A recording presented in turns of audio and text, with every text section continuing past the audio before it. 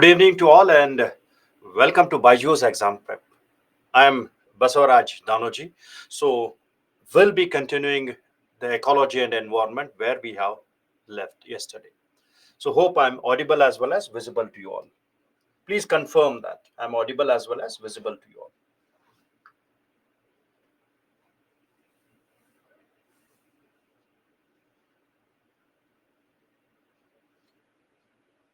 Yes.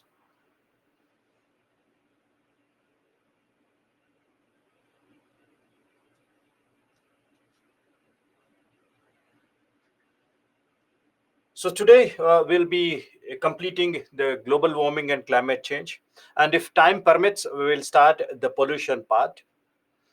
And tomorrow I'll be taking up pollution and I'll be discussing few previous years mains questions. Previous years mains question. Tomorrow I'll take up some questions. And then after that, Friday you will be having forest and some small topics. And Saturday I'll be taking one session extra. And Saturday I'll wind up all the topics which I have told in the context of ecology and environment. Right. So we'll be taking up all the classes and we'll conclude that on Saturday. So Saturday I'll be taking extra session, maybe in the morning. I'll just check when it can be feasible. And Saturday we'll complete all the syllabus, plus I'll take a few more previous year's questions. And if possible, if you are having any doubts, you can raise the doubts on Saturday concerned with your ecology and environment after the revision. Is it clear? Right. I had told about the morning batch to intimate regarding that. So yesterday itself it has been told them. So I'll just check with them again in the break that why and what is that. So I'll ask them to communicate regarding the morning batch. Right. Now we were discussing about the COP26, the outcomes of COP26, that is, which was held in the year 2021. And here it was about the meeting after a gap of 1 year, where due to COVID, the conference was postponed, right?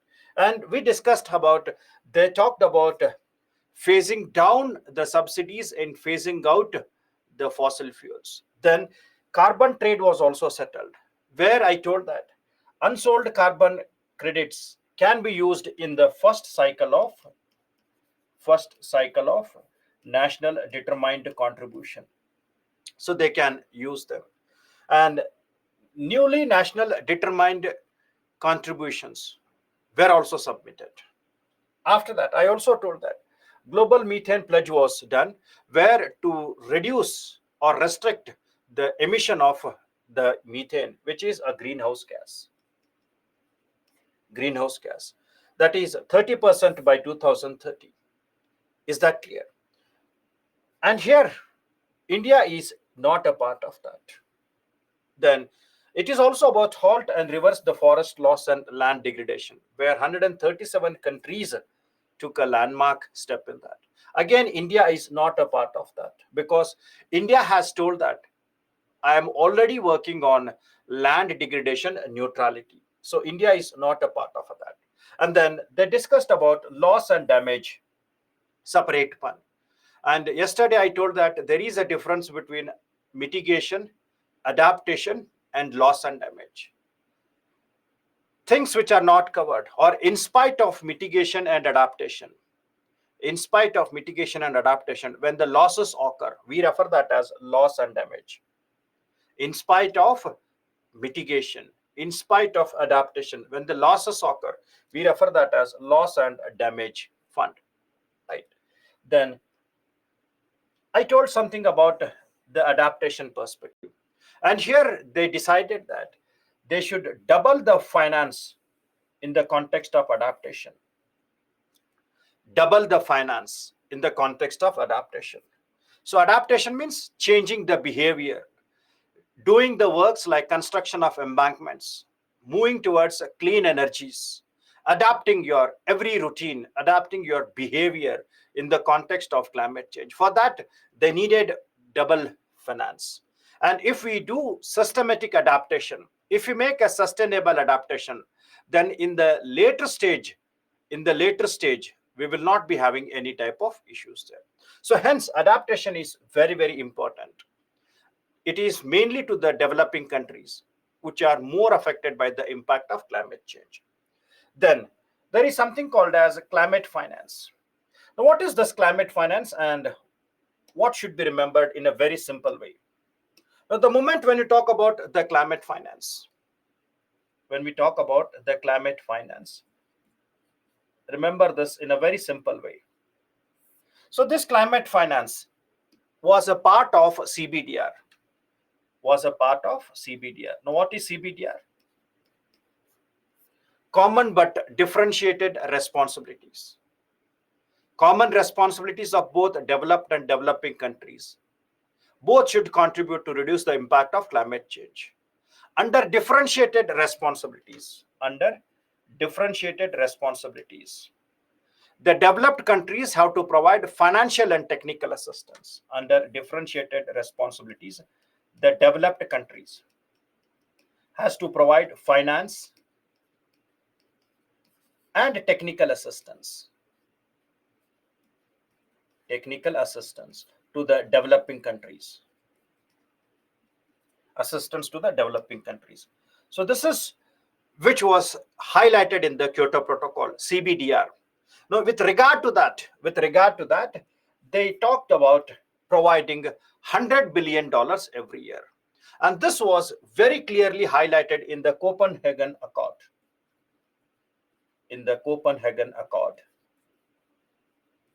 Of 2009, where it says that the developed countries will contribute $100 billion every year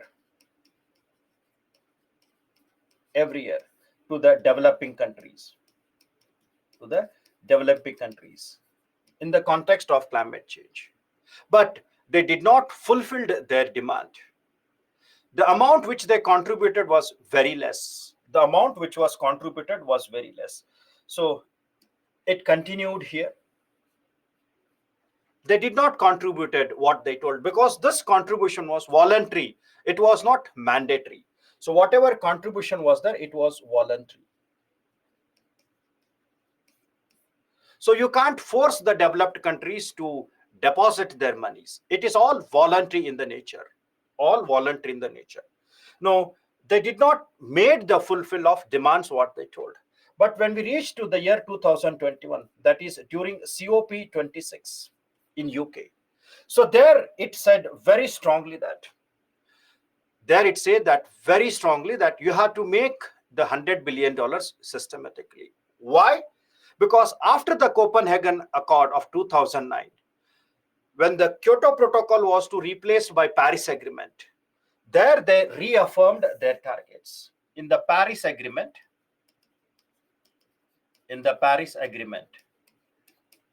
which was done in the year 2016. So there they reaffirmed their target. They assured that we will be doing that. So they reaffirmed that they will be giving $100 billion every year. So they accepted that, yes, we will be doing the contribution of $100 billion every year in the context of climate change. So Copenhagen Accord was affirmed in the Paris Agreement. But in spite of affirmation, when we reached to the 2021, again, no contribution was done here. So they did not made much contribution. So hence, this climate finance was not making its strong presence of CBDR, common but differentiated responsibilities. So hence, in the year 2021, that is COP26, it says that the developed countries should at least provide $100 billion for the remaining years of 2023 to 2025. At least you provide $100 billion every year. from 2023 to 2025. So that was highlighted in the year 2026. And when the developed countries did not make their strong presence in the climate finance, then it was decided that developing countries opposed that. Developing countries said that the developing countries objected their negotiation part, and they said that we need more financial assistance in the context of climate change. They said we need more financial assistance, more financial assistance in the context of climate change. Hence, they wanted to discontinue this climate finance, and they wanted a new finance mechanism. And hence, they wanted a new finance mechanism. They demanded new finance mechanism in the context of the climate change. And this new finance mechanism was systematically highlighted, was systematically introduced. It was introduced in COP28. This was introduced in COP28. That is in the year 2023. So this is all about the climate finance. Please keep this reference. So even today, the developed countries are providing financial assistance, that too with volunteer contribution. No forcible action is given to them. Is it clear? Okay. So this is some rough idea about the climate finance. Apart from that, India also played its important role in COP26. In COP26, India announced its 5 nectars, that is 5 policies. We refer them as Panchamritas, 5 nectars, or 5 policies where India will be contributing in the context of climate change. And these 5 nectars or these 5 policies, it says that India will get its non-fossil energy capacity to 500 gigawatts. So we will be contributing more in non-fossil part. And second point, India says that India will meet 50% of its energy requirement till 2030 with renewable energy. So what are renewable energies? Like solar energies, wind energies, otheric energies. So we refer them as renewable energy. And India is generally referred as champion of renewable energies because of its progress, because of its growth. So India is referred as one of the prominent leader in the context of renewable energy, in the context of renewable energy, because we have done very systematic approach in that. Maybe it is a work of International Solar Alliance, or maybe it is the work of wind energy potential capacities, what we are doing. So we are contributing very strongly in the context of clean energies, and we are reaching all the targets which have been fixed by India in the context of climate change, right? Then it also talked that India will reduce its carbon emission by 1 billion tons by 2030. How? By moving towards electric vehicles, by making efficiency in its work factors, by reducing carbon emission in different sectors. And it also says that India will reduce the carbon intensity of 45% by 2030, and it will achieve net zero by 2070. It will achieve net zero by 2070. It is also referred as carbon neutrality. Carbon neutrality by 2070. We'll discuss what is carbon neutrality, but understand India's strong reference that. See, developing countries, they demanded that we need more amount of financial assistance, because whatever losses, whatever issues, whatever damages we are facing, it is not because of our mistakes. It is something the developed countries have made historic emission, and the impact of that is seen in the form of increasing droughts, increasing the what we refer them as floods, increasing of the cyclones, etc.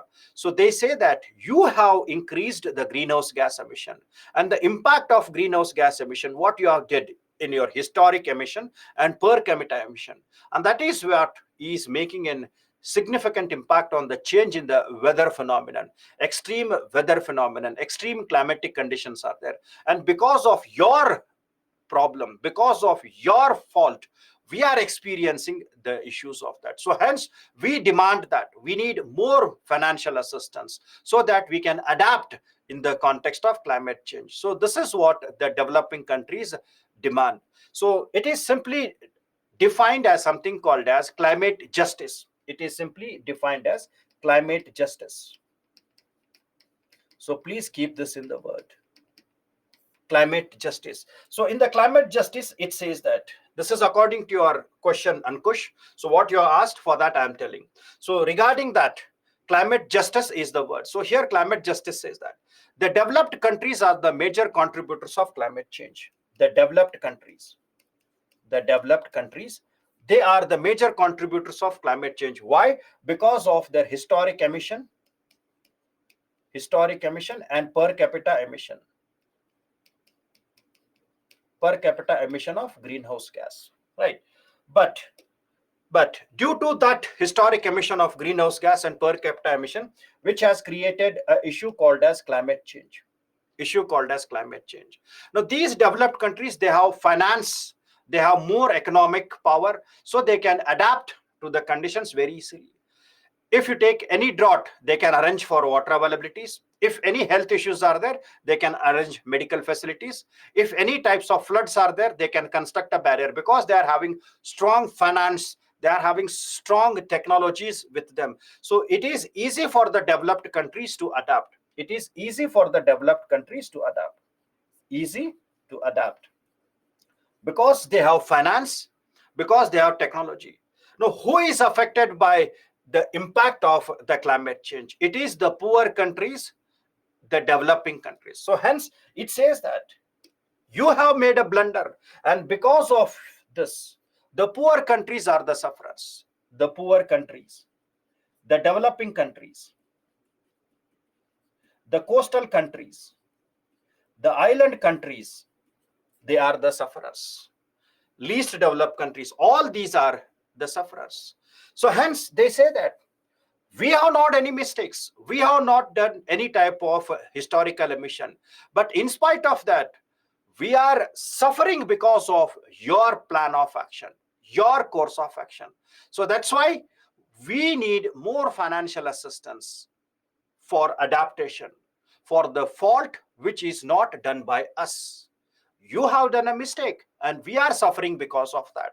And this is referred as climate justice. In a very simplified way, right? So hence they demand more financial assistance for the adaptation of their perspectives, right? Then in the same part, India says that we will reach to carbon neutrality by 2070, and e-Amrit web portal on electric vehicle was also launched, and they demanded that developed countries should contribute 1 trillion in the context of climate finance. So that is something which is a part of climate justice. They say that we are not the contributors, but still we are the sufferers. So here sufferers need more amount of financial assistance. Is that clear? So that's why there is no wrong for the developing countries or the island countries or least developed countries to demand more amount of financial assistance in the context of adaptation as well as mitigation. And if they're demanding for loss and damage fund also, there is no wrong in that, because in spite of mitigation and adaptation, they are having economic as well as non-economic losses. So hence they are demanding for what we refer them as the loss and damage fund, a separate fund also. Is it clear now? These terms, these concepts, once you remember, once you understand, you don't have to read this again and again. Once you understand that, then you don't have to read again and again. UPSC may ask a question on CBDR. UPSC may ask a question on climate justice. If you know what is CBDR, you can write a book. If you don't know CBDR, you can't write. If you know what is climate justice, then you can give justification for the developing countries why they are demanding and why they need more financial assistance. So these are the concepts which you should keep in the mind.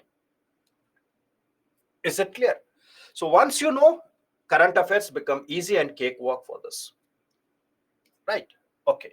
Now here, apart from that, India updated its NDCs. So these are updated NDCs, which it did in the year 2021 and 2022. It modified and resubmitted. It modified and resubmitted its NDCs. And here it says that it will reduce the per capita emission. That means that initially it was 35%. Now it says I'll reduce 45% of the GDP emission by 2030. And second, it says we will achieve 50% of electric power installed capacity. It means we will be moving towards clean energy. Clean energy. Right. It also says that India will create additional carbon sink of 2.5 to 3 billion tons. How? By taking up afforestation program. Afforestation program, creating large amount of forest areas. Large amount of forest areas. Right. And it also talks about something called as a mission called as lifestyle for environment, or lifestyle for environment. Now, what is this mission lifestyle and what it talks about? What is the significance of this mission lifestyle? Now, the moment when you talk about lifestyle or mission life, understand this. Life mission. This is initiation of India. Initiation of India. Now, what does this life says? It talks about encouraging adoption. It talks about encouraging adoption to the sustainable lifestyles. To sustainable lifestyles. Right. Now, what are sustainable lifestyles? What are sustainable lifestyles? So, sustainable lifestyles means it talks about examples are moved on to organic farming.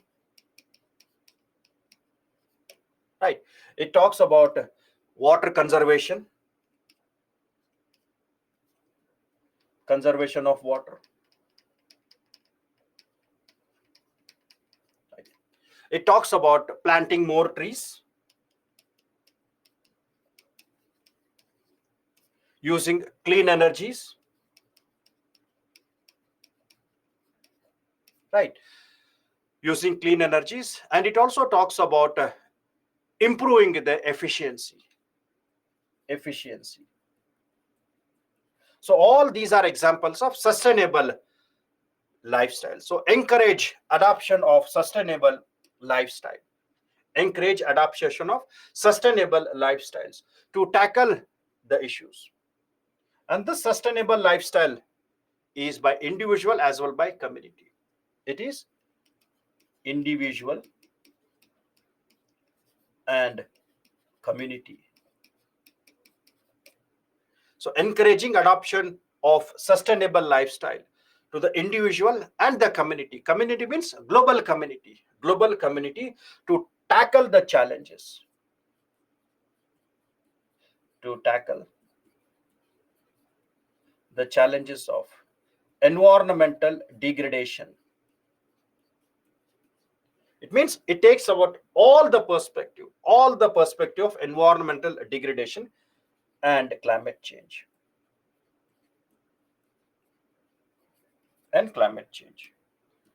Apart from that, this life also talks about mobilizing, at least it also talks about mobilizing at least 1 billion. So remember the term 1 billion Indian and other global citizens. 1 billion Indian and other global citizens.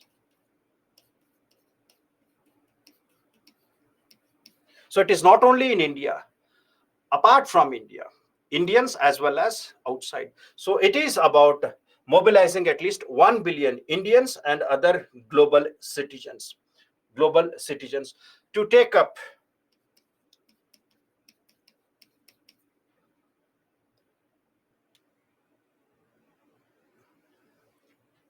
to take up collective action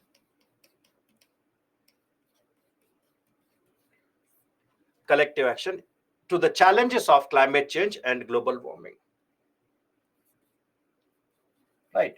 Challenges of global warming and climate change and protection of environmental degradation. Protecting of environment and reducing degradation. Reducing degradation. So this is called as the mission life of India. So in a very simple term, mission life talks about individual as well as community approach by moving towards a sustainable lifestyle by which they can contribute to the environmental protection, conservation of environment, reducing the degradation of the biodiversities, degradation of the environmental, so that they can contribute in the context of climate change. We refer this as life. That is global mass movement to protect and preserve the environment. So the idea is to make sure that at least 1 billion people from India and across the globe, they use the practice of sustainable lifestyle so that they can contribute in the context of climate change. Is it clear? Now, in this part, you should remember one more current affairs. Ministry of Environment, Forest and Climate Change. Ministry of Environment, Forest and Climate Change. It has created two initiatives.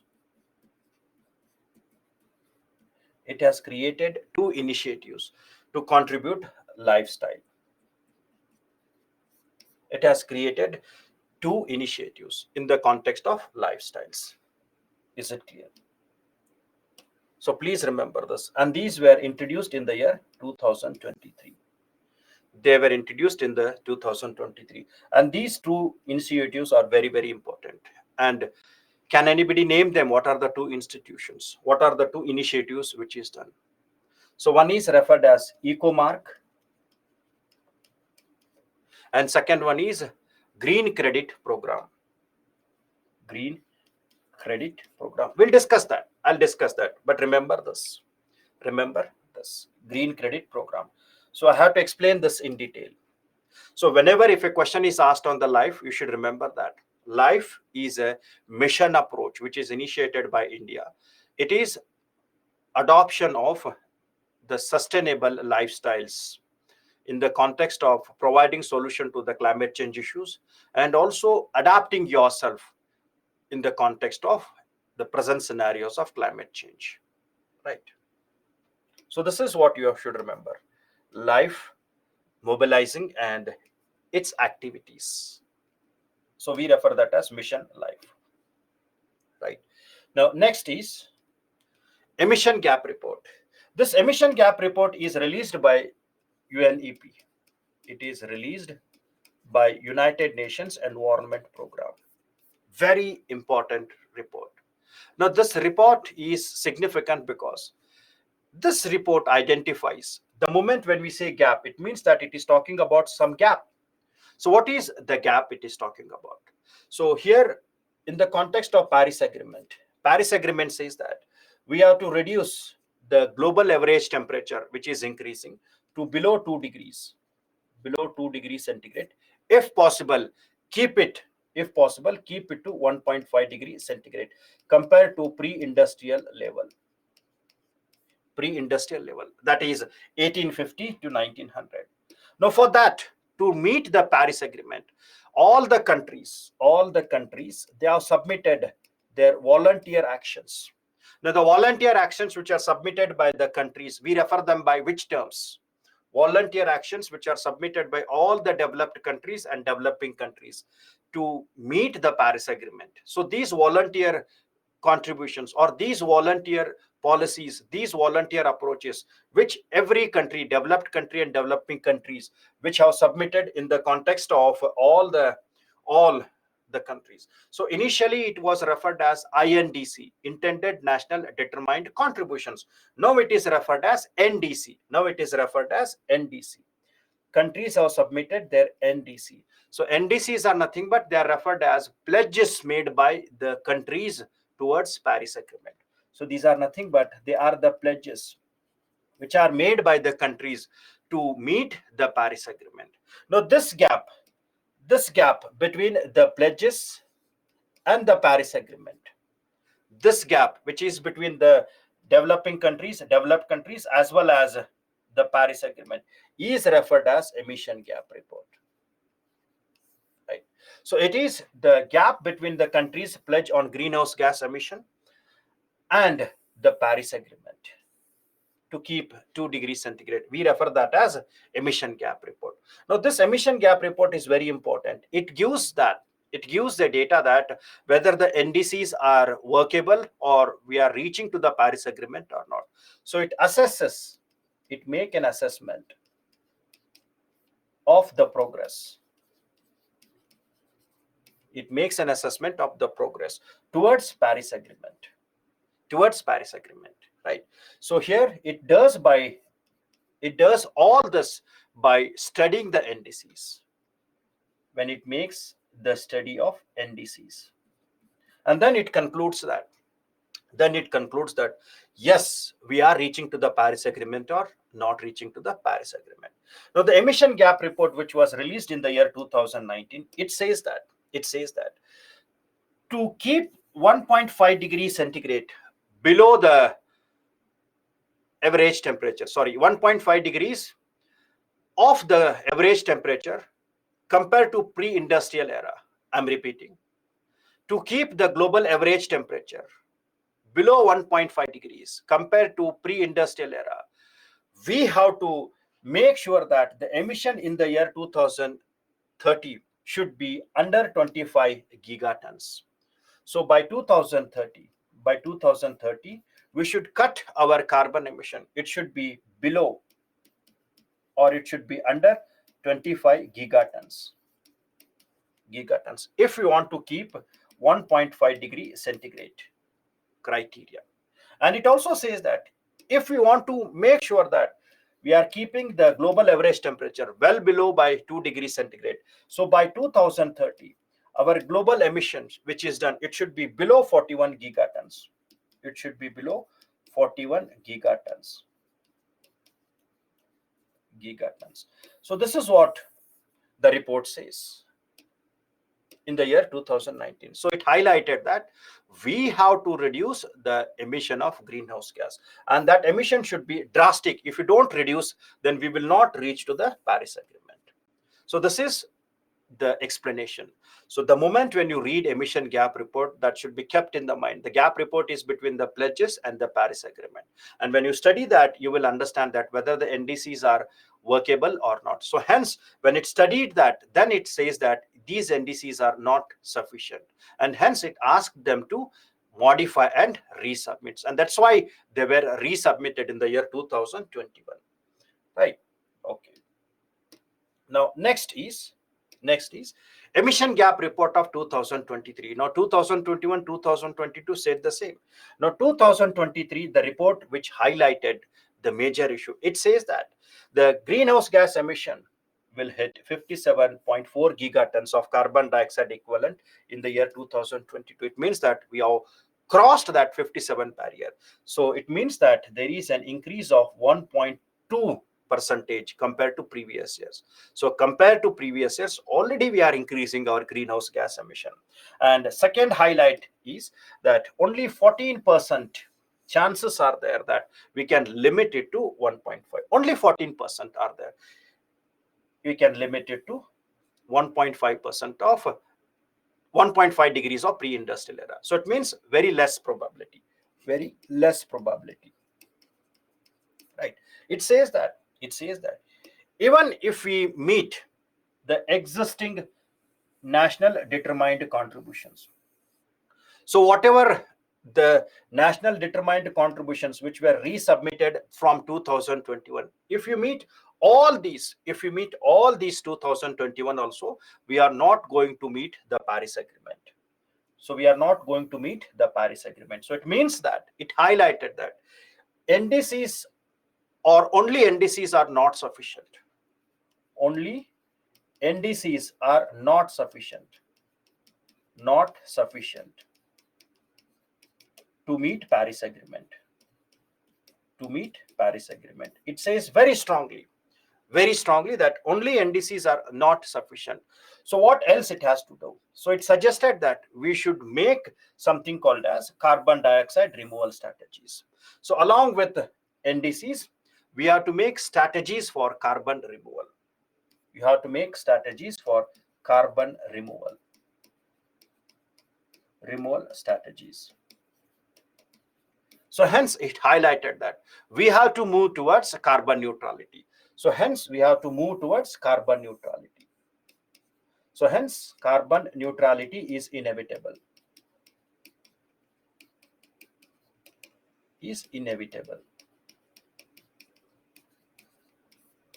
So we have to move towards that.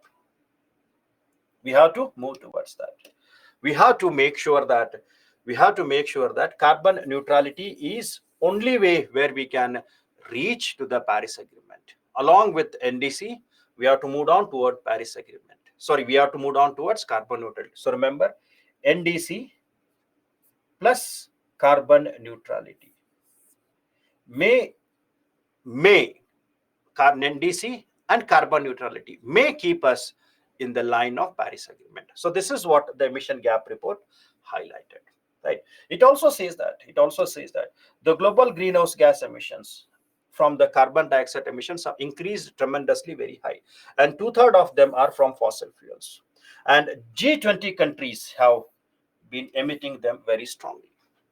And in the year 2023, again 97 countries have resubmitted that. So it means that from 2021, whatever countries are resubmitting their NDCs, they are not sufficient to meet the Paris Agreement, not sufficient to reach the Paris Agreement. So this is what is referred as the output or the summary of green emission gap report. So which highlighted that, yes, you have to go down towards the carbon neutrality. Is it clear? Then we reached to the COP27, that is in the year 2022, and this COP27 was held in the Sharm el Sheikh, right, in Egypt. Now here the points were same. It talks about accelerating efforts to phase down unabated coal power and phase out subsidies, removing the subsidies, phasing out the subsidies. Phasing out means removing the subsidies. It also talks about to reduce the greenhouse gas emission in applicable sectors. So which sectors it is talking about? It says that we have to reduce the greenhouse gas emission in different sectors like transport sector. Now, how the transport sector can reduce the greenhouse gas emission? By taking electric vehicles, by using electric vehicles, right? And it also talks about you can go towards construction activities also. So in the construction sectors also, you can reduce the emission of greenhouse gas. It also says that you can reduce them even in the agriculture sector. So hence it says that we have to reduce the greenhouse gas emission in different sectors wherever it is possible. It can be construction, agriculture, or it can be industries, etc. Where you can use green energies, where you can use clean energies and reduce the carbon footprints. So it says that different sector-wise you have to work there. So sector-wise it says. Then it says that they agreed to set up a dedicated fund for loss and damage. Agreement was done. Yes, we will be setting this loss and damage, which was met in the year 2023. Then it says that we need to have mobilize more money for developing countries. They agreed that yes, the climate justice has to be done. We have to mobilize more money for developing countries. At least they agreed that yes, we have to mobilize more money, right? Then it also talks about the strategic plan to implement the Paris Agreement, working in all the sectors, reducing degradation, working on environmental concern. So many strategies were there. You don't have to buy hat all the strategies talks about the same, talking about reducing of the greenhouse gas emission, clean energy perspectives, reducing solid wastes, or solid waste management should be taken, efficient energy partners. All these have to be taken as the strategies. And it also says that a new collective quantified goal on climate finance to be agreed here. So this will replace the old climate finance. So this is something which will replace the old climate finance. Old climate finance. And this old climate finance is of $100 billion. $100 billion every year, which never achieved. So this new collective quantified goal will be replacing the climate finance, right? Then global mangrove alliance was signed, and this global mangrove alliance was initiatives of UAE and Indonesia. It is initiative of UAE and Indonesia, and I have explained this when I discussed about mangroves. So India is also a part of that, right? So it is increasing the mangroves so that they can increase more carbon sink. So increasing more amount of mangroves so that they can act as a carbon sink.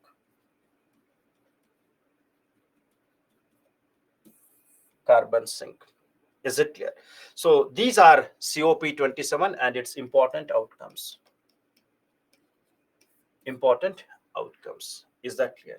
Then COP28, the last one, which we talk about, the one which was held in the year 2028.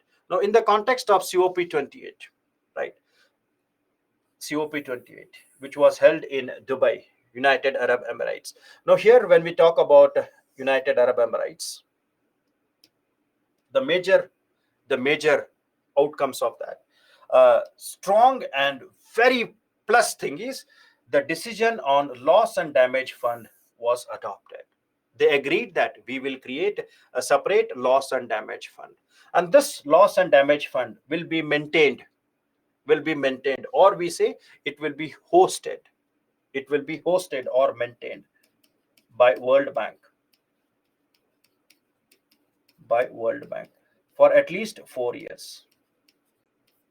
It will be maintained by the World Bank for at least 4 years. And here it says that again, the developed countries will make voluntary contribution in this fund. The developed countries will make voluntary contribution. No forcible. Again, it is the same thing. Voluntary contribution will be done by the developed countries, right? Then it also talks about phasing out of the fossil fuels, right? So that we can reach to carbon neutrality or net zero by 2050. So they agreed that we have to remove the fossil fuels. So that we can reach to carbon neutrality by 2050. Net zero means carbon neutrality by 2050. Is it clear? So when you are talking about this, keep them very simple. Carbon neutrality, net zero emissions, all the terminologies are the same, right? So it says that if you reduce the fossil fuels, if you reduce the subsidies, then that will encourage the clean energies and discourage the fossil parts, right? Next, it talks about the global stock take.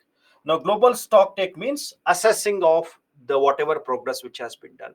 Now, all the countries submitted their NDCs in the year 2018, and this global stock take is done once in every 5 years. This is done once in every 5 years. So hence, as the NDCs were submitted in the year 2018, so the first cycle of global stock take was in the year 2023, and hence it made an assessment of the country's progress towards climate change. Countries' progress towards the climate change, or what are the drawbacks? What are the drawbacks to reach Paris Agreement? To reach the Paris Agreement. So every time you have to use the term Paris Agreement, that is 2 degree or 1.5, right?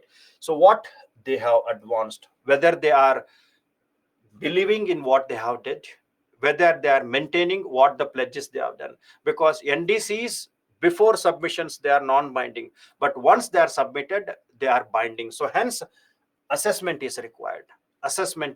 So NDCs, once they are submitted, they are binding. So please keep this in the mind. Please keep this in the mind. So NDCs after submission, now they will be binding, right? So it means that whatever they have said, whatever they have committed in the year 2018, whether they are standing by the words or not. So this is what the global stock take is. Whatever they have did, they have to check that. And here it highlighted that. It highlighted that the climate finance flows which are channeled is not sufficient, to reach the impact of the country's effort in reaching towards. So hence it suggested many aspects. It suggested we should move towards clean energy, and it also suggested that we have to move towards carbon neutrality.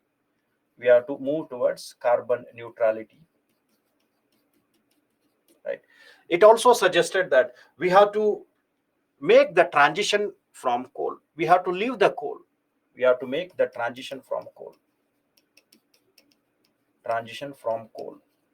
We have to leave that coal because that is something which is creating a huge impact in that, right? Then it also says that we have to work on reducing the methane. Reduce methane. Right. So here, when we say many countries are there where still they are emitting large amount of methane. So these types of suggestions it has given. Right. Then it also says that the outcomes were linking the climate action with natural conservation. Now, what is natural conservation? So natural conservation examples is afforestation activities, planting more trees, or conservation of lakes, ponds. Generally, we refer them as wetlands, etc. We refer them as natural conservation. So we have to move with natural conservation. It also talked about we have to increase the renewable energy capacities, right? And it should double the rate by 2030. So we have to work out in renewable energy. And it also says that over 50 national, international companies, they have signed a decarbonization charter. Decarbonization means a sort of carbon neutrality. And in this decarbonization charter, they have made three main aims. The first one is to achieve the net zero emission in each of their companies' direct operation. So this is not a country's part. It is companies. It is done by companies. It is not by country. It is by the companies which are making use of strong amount of fossil fuel. So voluntarily they say that they will reach the net zero emission in each of their country operations by 2050. And they also say that they will achieve near zero methane leakage. Near zero is different from net zero. Near zero leakage from methane. And they also say that they will achieve zero routine flaring. Zero routine means every day whatever the methane is burnt, whatever the burning is done. So during that, greenhouse gas emissions are there. So during that, whenever greenhouse gas emissions are there, routine means daily. So there they says that we will be making sure that whatever emissions we are doing from 2030, it will be carbon neutral. We will not be releasing large amount of greenhouse gas. Is it clear? Right. So this is something which you have to remember. Global Stocktake and their perspectives. Now, in the context of climate finance, remember, it agreed that new collective quantified goal is required. And for that, it says that the goal is set to create a new quantified 2025. And here, it will start flowing $100 billion every year. The goal will start from a floor US dollar 100 billion every year. Now here it says that the United Nations Conference of Trade and Development, it estimated that the developed countries have to provide $500 billion in 2025 as a new financial arrangement. And this new collective quantified goal is something which will be replacing the climate finance of $100 billion. Now here it has given the breakup. Out of this $500 billion, it says that $250 billion will be for mitigation. $250 will be for mitigation.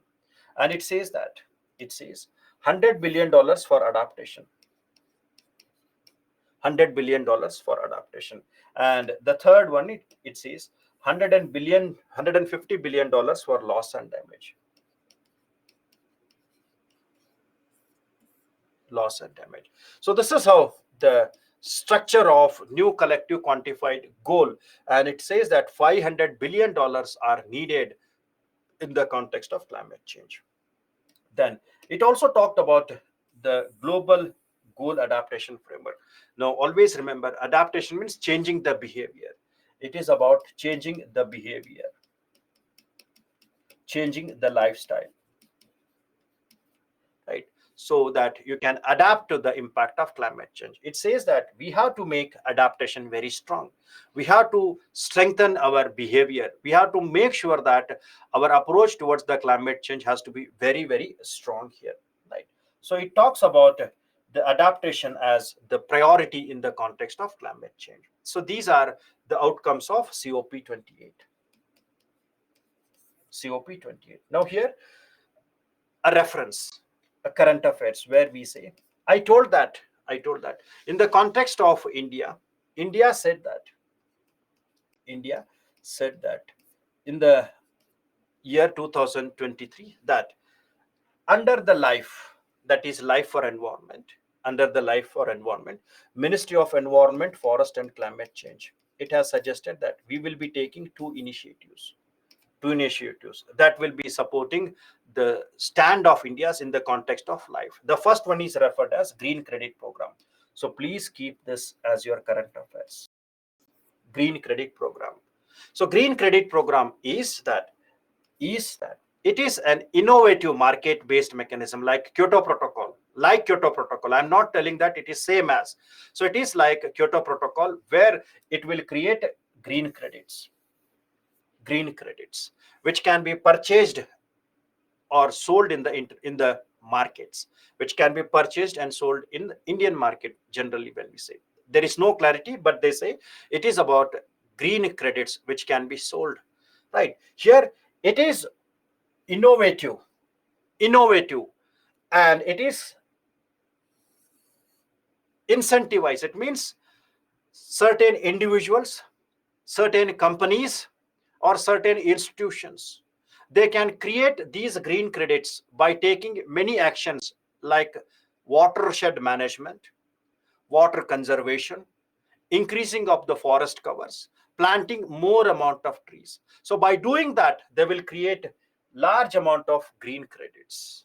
So it is innovative market-based mechanism by which the government will provide incentives in the sense finance to the individual or a group or a company which contributes in the context of climate change issues. And initially, it focuses on two key activities, that is water conservation and afforestation. Water conservation and afforestation. So those companies, those individuals, which they are doing their work in water conservation and afforestation, so by that they will create carbon credits, or sorry, green credits. And these green credits are something which are very important in the context of raising the money. Now here you have to understand one perspectives. Now how the mechanism is done for the trade of green credit program or green credit initiatives. We have something called as ICFRE.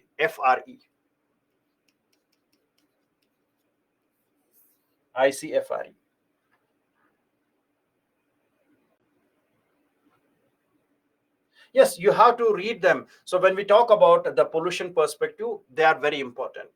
They are very important in the context of that, right? Then carbon neutrality, I'll discuss that later. Carbon neutrality, I'll discuss. So it is Indian Council, ICFR,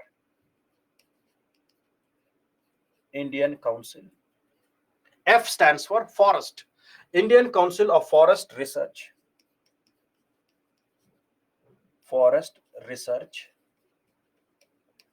and Education. Right. So ICFRE, very important institute. Very important institute. Indian Council of Forest Research and Education. Now, this is the institute which will be administering, or this institute will administer the Green Credit Program of India. So it will administer the Green Credit Program of India. So what does it mean? So this ICFRE is responsible for implementing, managing,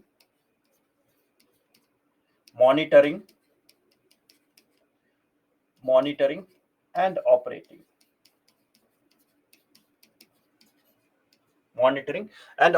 of the Green Credit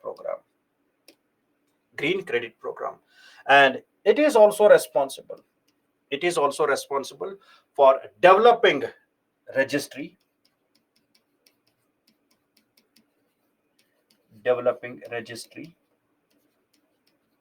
and trading platform.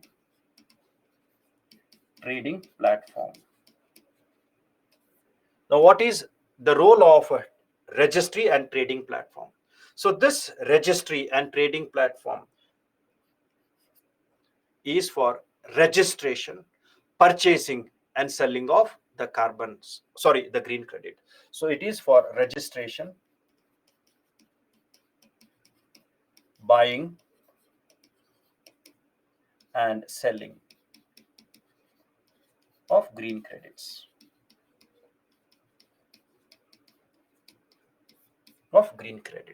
So please remember this, very important in the context of your current affairs. And remember, these green credits which are created under the green credit rules of 2023, they are independent of carbon credit, which are created by Kyoto Protocol or carbon credit mechanism. They are different and these are different. They are not the same. They are different from each other. So this is initiation of India. So in prelims, if they ask, you should keep this in your ready reckoner. Then the second program which it initiated is something called as the EcoMark.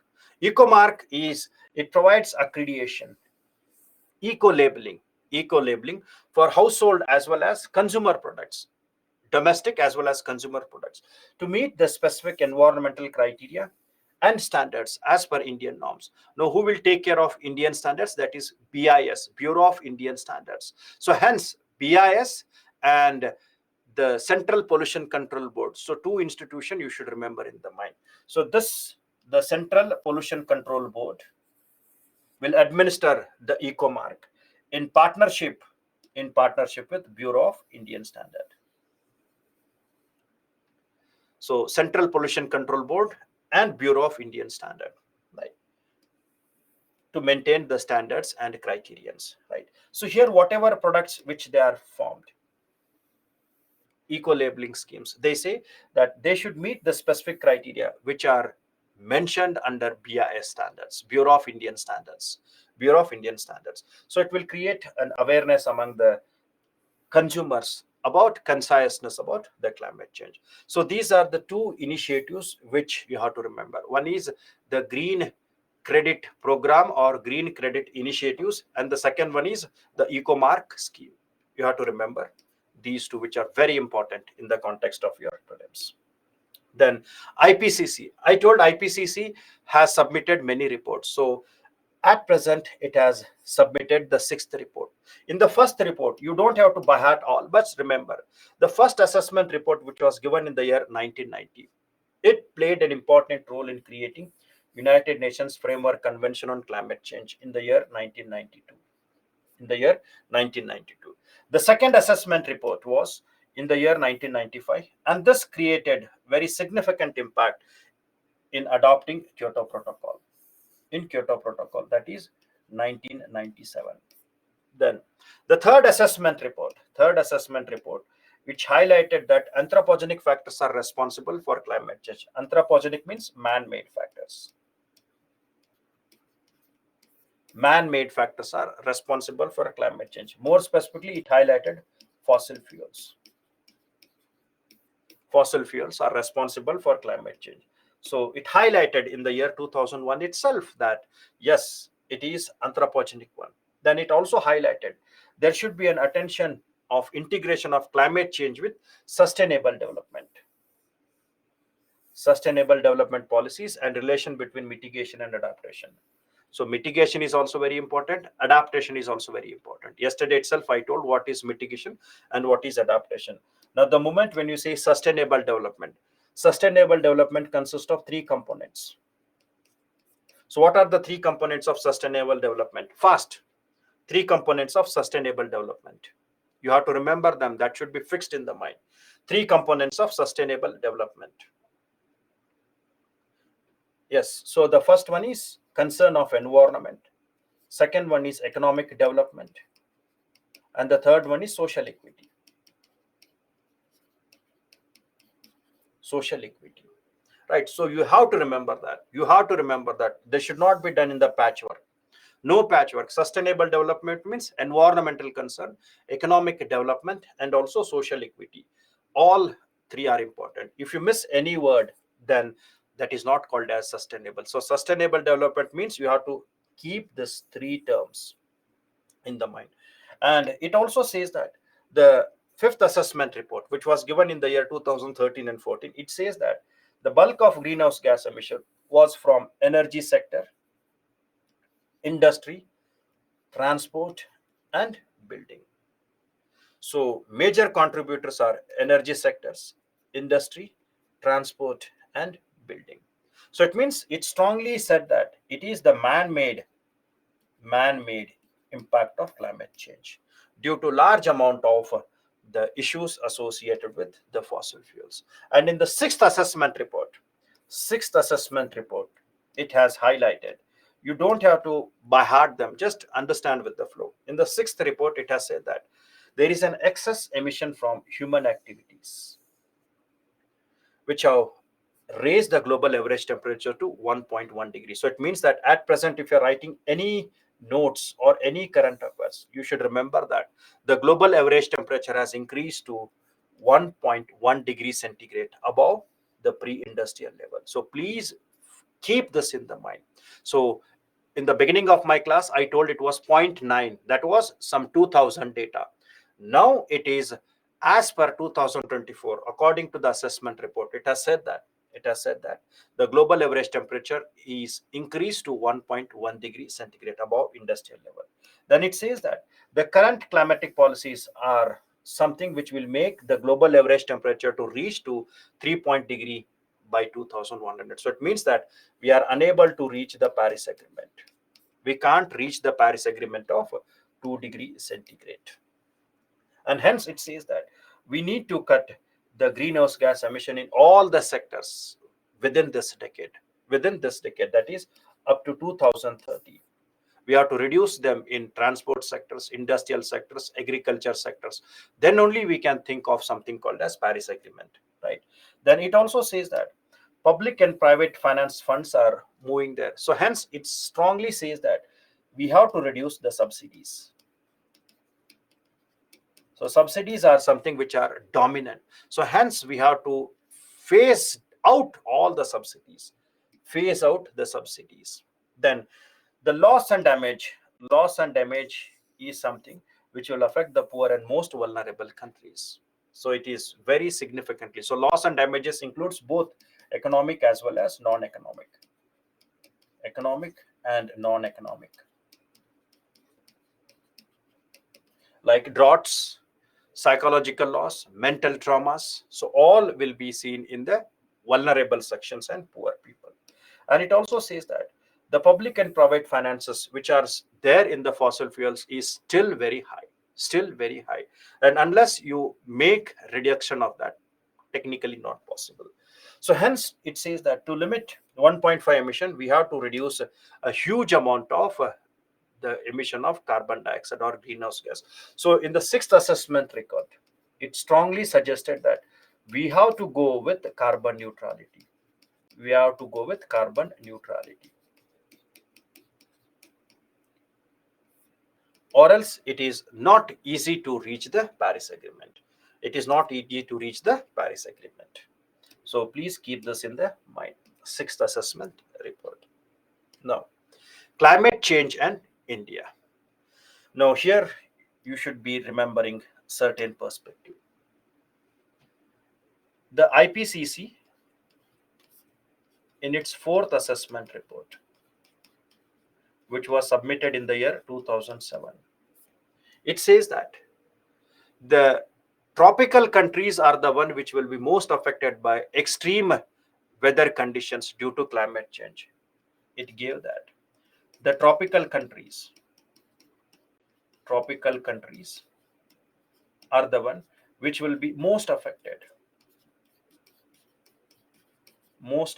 by extreme weather conditions due to climate change, due to climate change. So what are the tropical countries?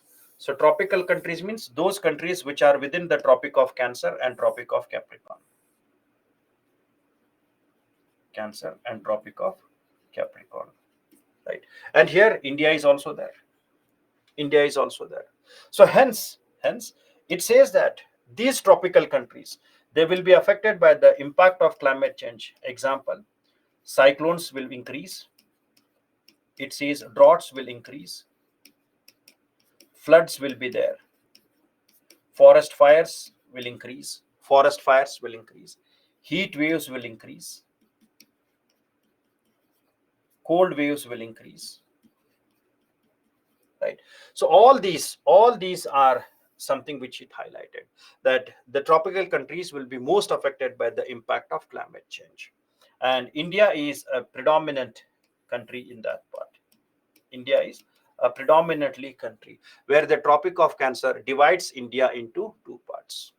Now for that, when we talk about India, so India is the one country which will be most affected. It is one of the countries which will be most affected by the impact of climate change. Why? The reason for that is very simple. If you take India, India has a long coastline of 7,516 kilometers. It has a long coastline, that is 7,516 kilometers. Second, India is seventh largest country in the world. And also its population size is very high. So according to 2011 census, India is second populous country in the world. I'm using the term 2011 census. Now in the context of India, we find there is a huge economic disparities are there, large economic disparities.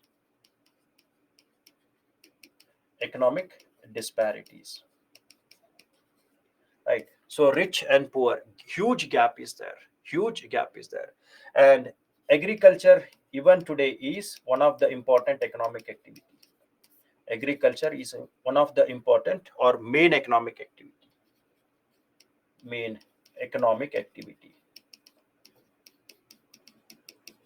of at least 50% of the population.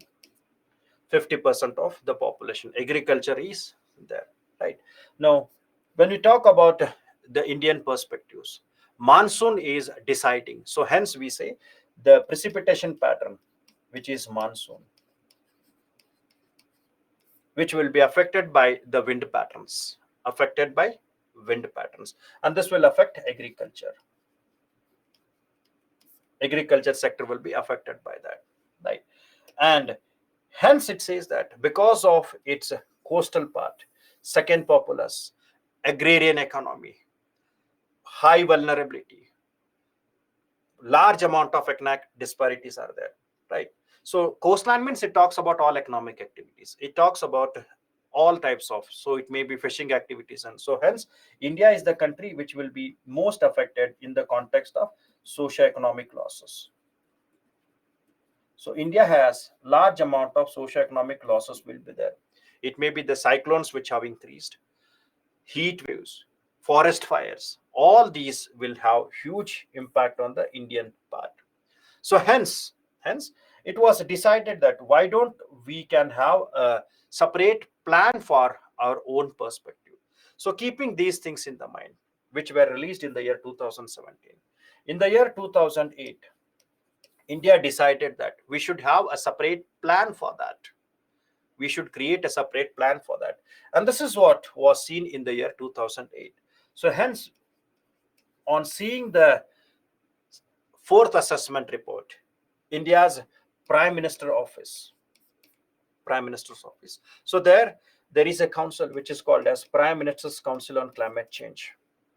Prime Minister's Council on Climate Change. So it decided to have eight goals or eight actions in the context of climate change. In the climate change. And these eight goals or these eight actions which the Indian government decided is referred as the National Action Plan for Climate Change. Eight goals in eight different sectors. Eight different sectors. This is India's way to the solution for climate change, or it is India's response to climate change issue. So it is along eight sectors. It is seen along eight sectors. So it is to obtain a sustainable lifestyle and climate friendly growth so that we can adapt and capacity building in different sectors in the context of all the areas wherever the climate change is affecting the Indian perspectives. Is it clear? So every year one question is asked from these eight sectors. Every year one question is asked from these sectors. So they can ask about Himalayas, they may ask about agriculture, they may ask about water conservation. So every year one question is asked from that. So two are there which are from SNT. Two are there from SNT.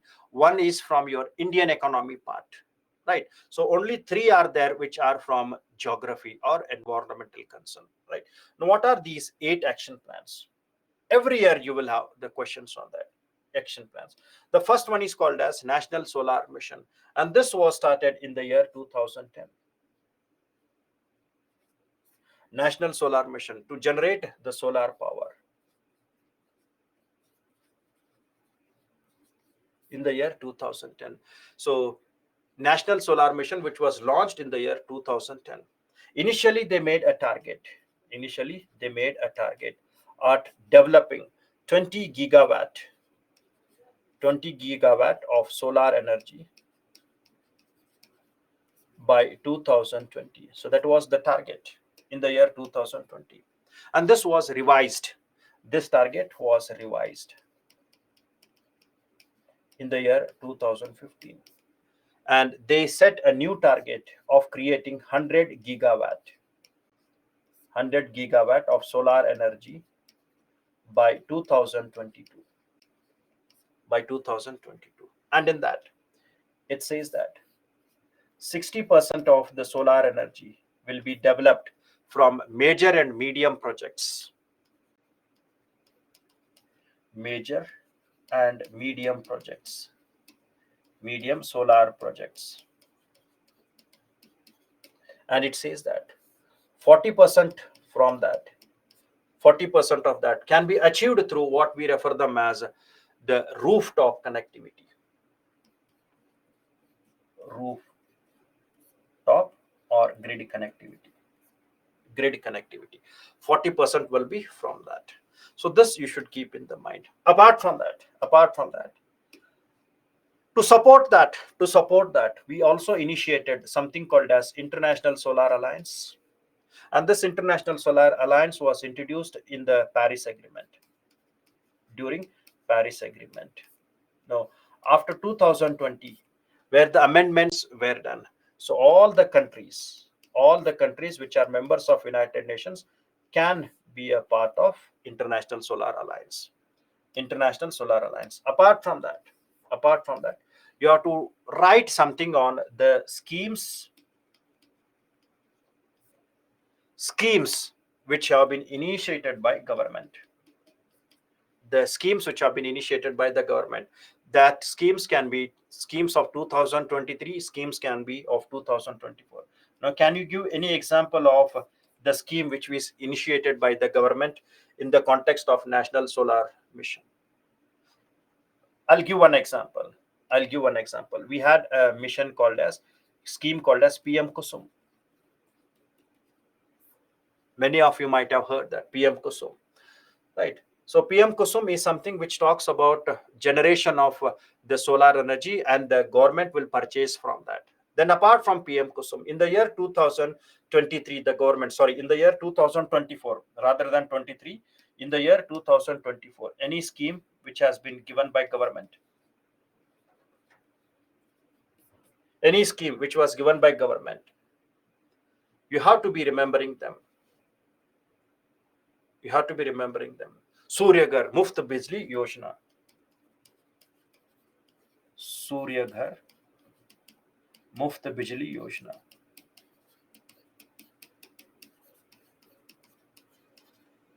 Right. So you should be remembering these programs and schemes. So that's why your answer will become very strong. Apart from that, government is providing credits and subsidy to set up solar energy.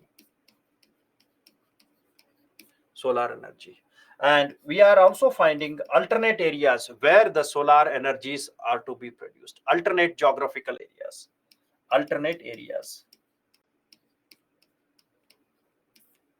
right? Alternate areas are there, like we are constructing them on the surface of water. Example, constructing them on the surface of water. And very classical example of this is the project called as a solar power project which has been constructed in the Omkareshwar Dam.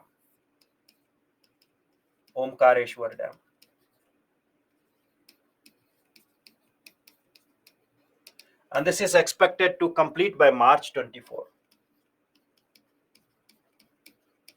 March 2024. It is expected to complete by March 2024. Omkareshwar along the river Narmada.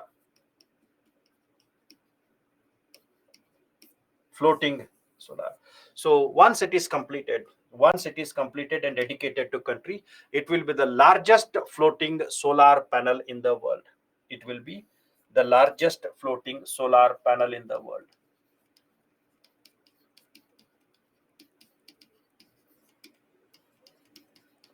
Solar panel in the world.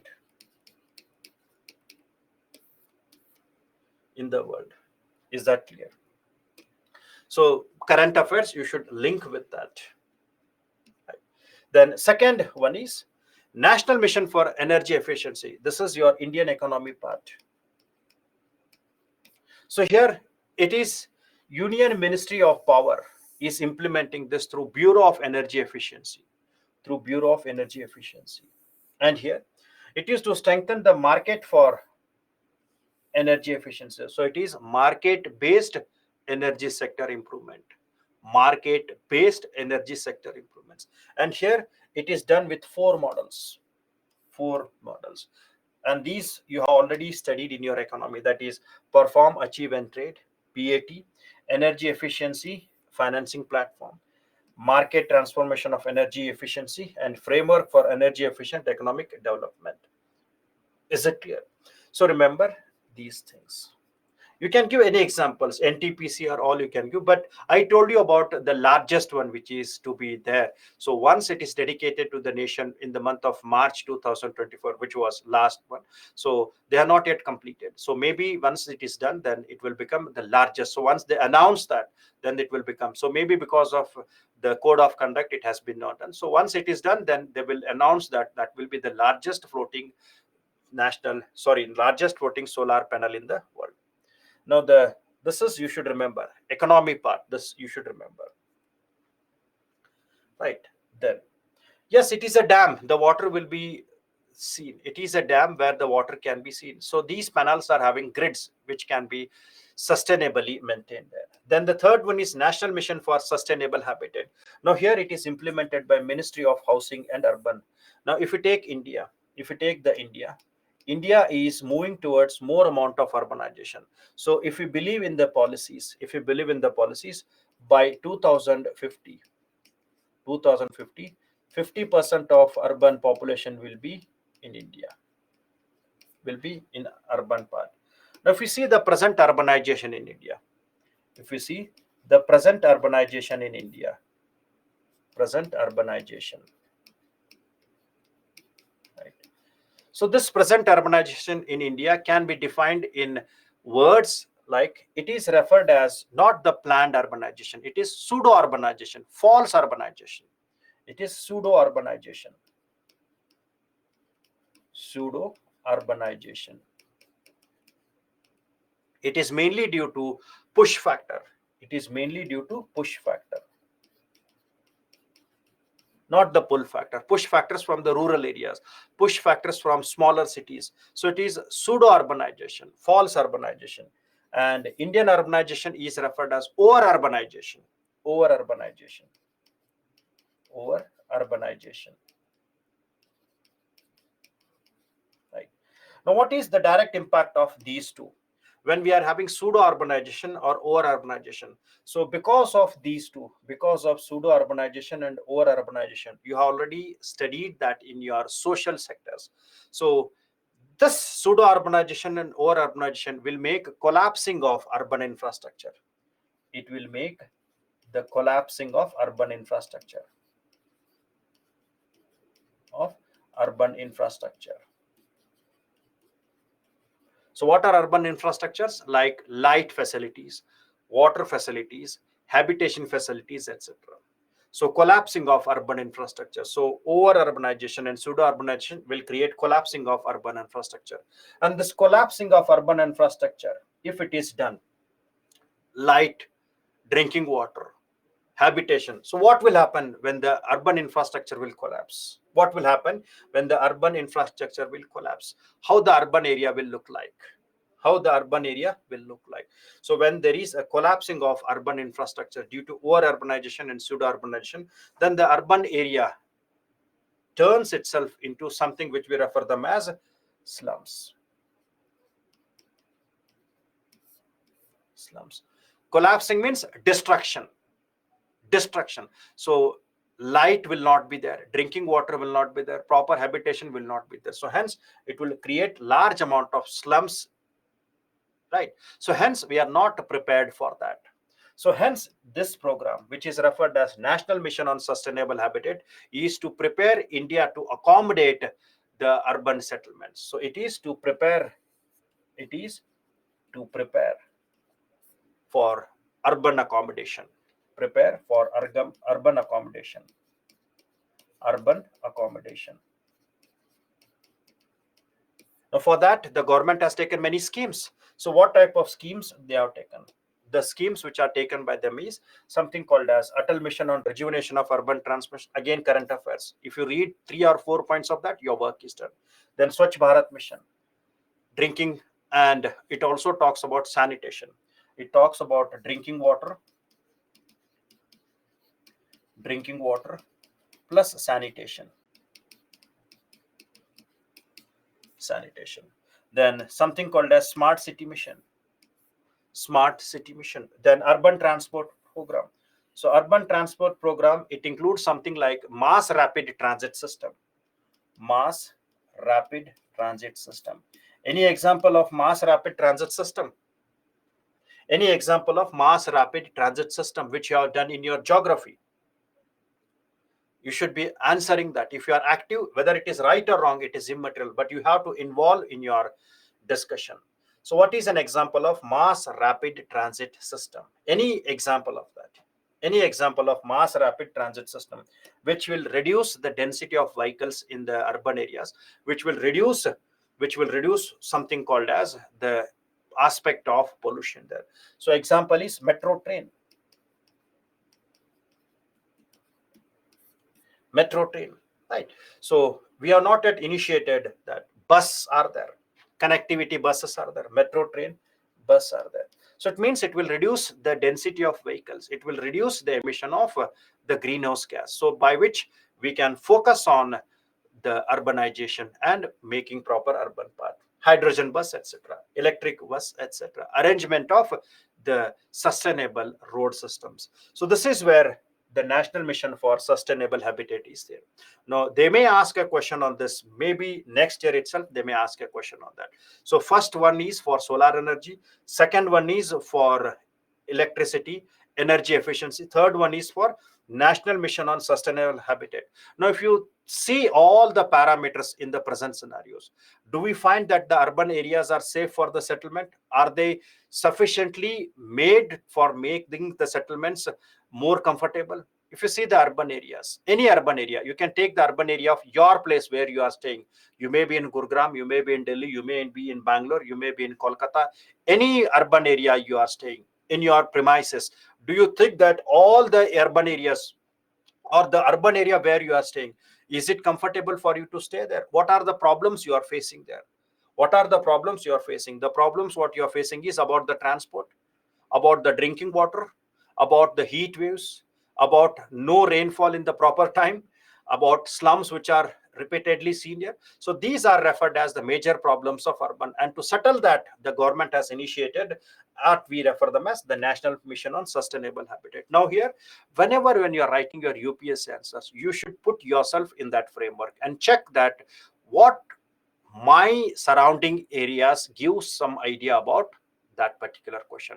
You put yourself into that. If you are there in Delhi, see what problems the Delhi are. If you are visiting Bangalore, check what problems are there with Bangalore. If you are there in Gurugram, check what issues are there. Maybe floods, maybe urban floods, maybe about many disease, maybe about many type of pollution parts and all. So all these are referred as the impacts which is seen due to over urbanization and pseudo urbanization. So hence the Ministry of Housing and Urban Affairs is making all its efforts to make sure that India has to make its sustainable habitat when 50% of population will be urbanization. Is it clear now? All missions are very, very important. If you understand them, I don't think you will have any problem in writing any answers in the context of your UPSC. Any answers. They may ask them in social issues, you can refer. They may ask them in paper one, you can refer and write them. Is it clear? So have a holistic approach in your answer writing capacities. Right. Then next one is something called as National Water Mission. So everybody is having the main problem, National Water Mission. So scarcity of water. So do we are having the amount of water? No. If you see the report which is given by Niti Ayog, which has released the report. So it has already said that there is a scarcity of water. There is scarcity of water. Scarcity of water. Now, when we say scarcity of water, we have both type of scarcity of waters are there, surface and groundwater. Scarcity of water in the surface.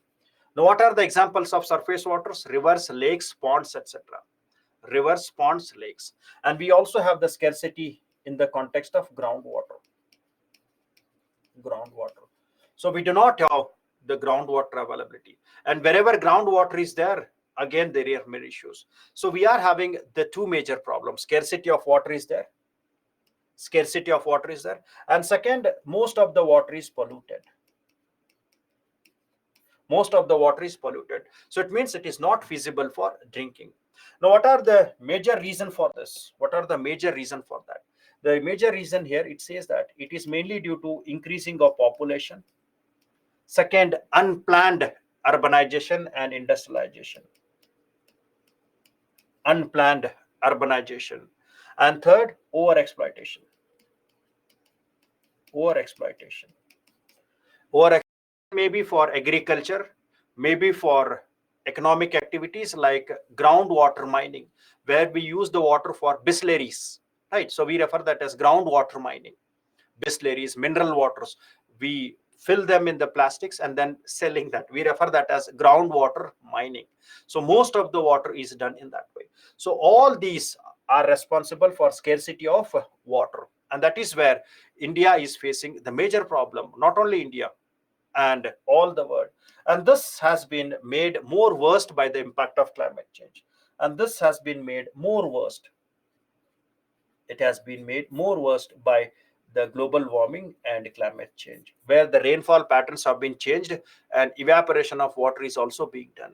So hence, there will be a problem with water scarcity. And that is the reason why. That is the reason why it is implemented by Ministry of Jal Shakti. Now, this Ministry of Jal Shakti was created in the year 2019. It was created in the year 2019. Right. Idea is to conserve the water, minimize the over wastage, and ensure more equitable distribution of waters are there. More equitable distribution of waters are there. Right. Now, when you are reading this, do we have any schemes which works out on that? Schemes which contributes to the national water mission, schemes by government, right? So which schemes we are talking about, which programs we are talking about? There are programs called as Atal Bhujal Yojana,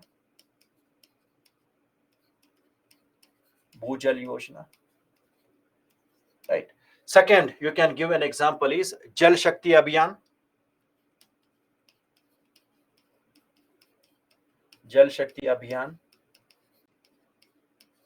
etc.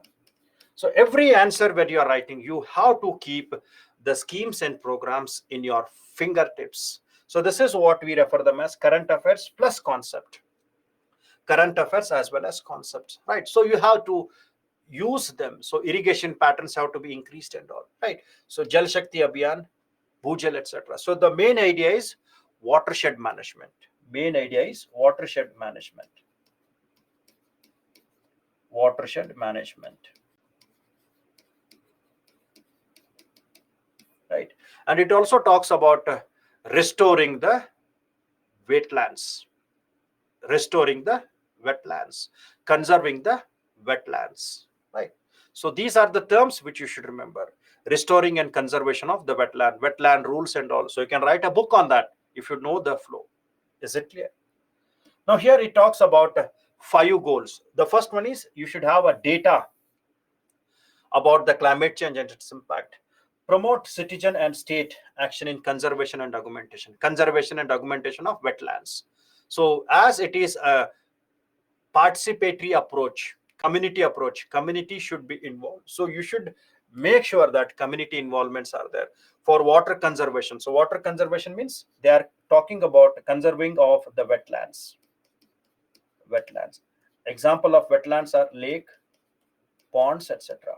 If you're reading your current affairs, after many major problems which were there in Bangalore regarding drinking water, now BBMP is working towards restoring or reserving or conserving some of the lakes. Now they have started restoring some of the lakes which are already filled by the silts, which have already been encroached, right? So restoring, bringing them back into life so that they can store large amount of water, right? Then focus on attention of vulnerable areas, including the exploited areas, increasing water use efficiency, promoting basin level integrated water source management. So basin level integrated water management. Example, river linking projects, right? So these are the 5 goals of National Water Mission. So you should be reading them and keeping them in your fingertips, right? Now next is something called as National Mission for Green India. So this National Mission for Green India is also called as Green India Mission. It is also called as Green India Mission.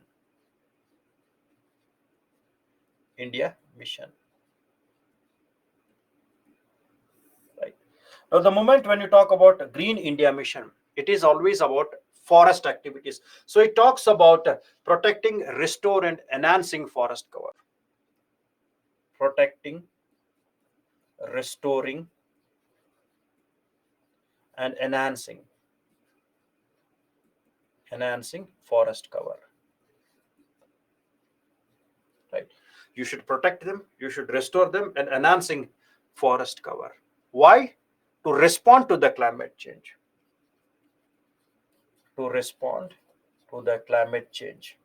Right? And this is implemented by Ministry of Environment, Forest and Climate Change. It is done by both adaptation as well as mitigation. Combination of adaptation as well as mitigation. Now, the target was to increase the country's forest cover by 33%. And this is also seen in the country's national forest policy. It is also a part of country's national forest policy, where we will discuss that when I take forest part. Right, in the year 2014, a systematic budget was given to increase forest cover by 5 million hectares and improve the quality in another 5 million hectares there. And it also talked about the carbon sequestration. Now, this national green mission has gained very prominence after this has gained importance after Paris Agreement. This has gained very significance after Paris Agreement because India has submitted in its NDCs, and in that NDCs it talks about creating more amount of carbon sink, and this can be done by creating the forest covers. So we have many policies. We are having many policies to that, like national forest policy. And apart from that, we also have many types of programs like social forestry,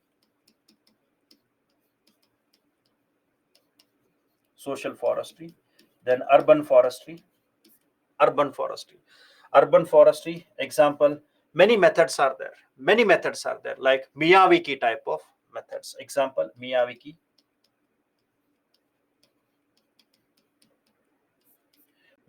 approach in the urban forestry.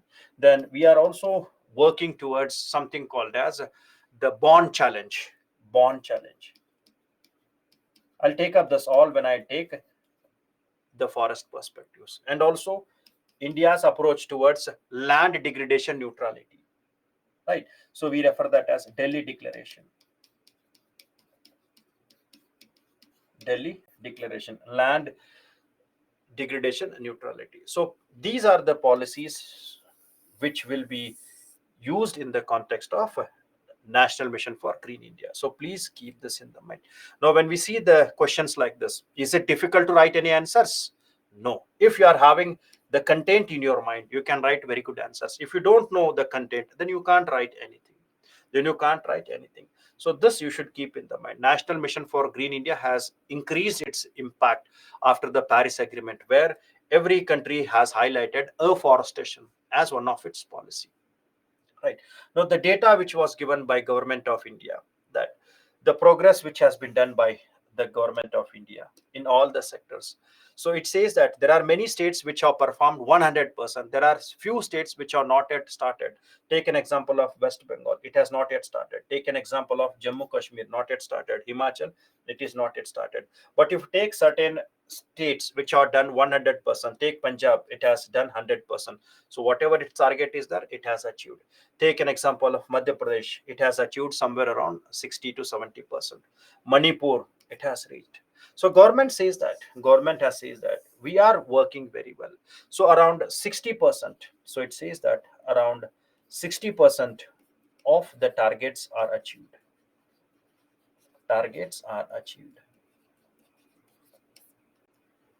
Under National Green Mission.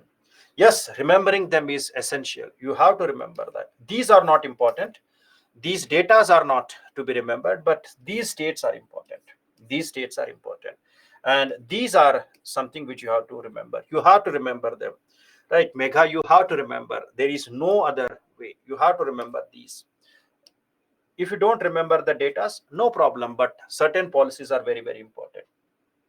Yes, Karnataka have reached, Sikkim has reached. So you have to go through this. That will help you in understanding. Datas for prelims, they are important for prelims. And for the mains, if you don't remember, then there is no problem. Not specific ministries. Sometimes they are asked. you have to, it's good if you remember the specific ministries. In prelims they may ask specific ministry who is taking, because all the programs when we see, they are taken by some different ministries, they are taken and executed by different ministries. It is better if you remember them in one points, which ministry and which program. And again I'm telling you, every year 1 to 2 questions will be from these 8 goals. Every year 1 or 2 questions will be from these goals. Every year you can see your mains question paper. I'm talking about mains. Every year in the mains you will get 2 questions from these 8. If you are writing state government also, you will find at least 2 questions from these sections. Every year you will find that. Then national mission on sustainable agriculture. Now agriculture, this you have already done in your geography. Agriculture, right? So sustainable agriculture, national mission on sustainable agriculture, which it talks about key components.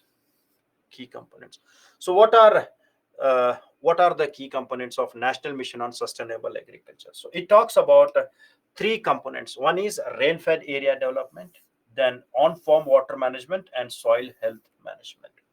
Now, the moment when we say rain-fed area development, so remember, this rain-fed area development is also referred as dry land farming. It is also referred as dry land farming. Dry land farming. Right.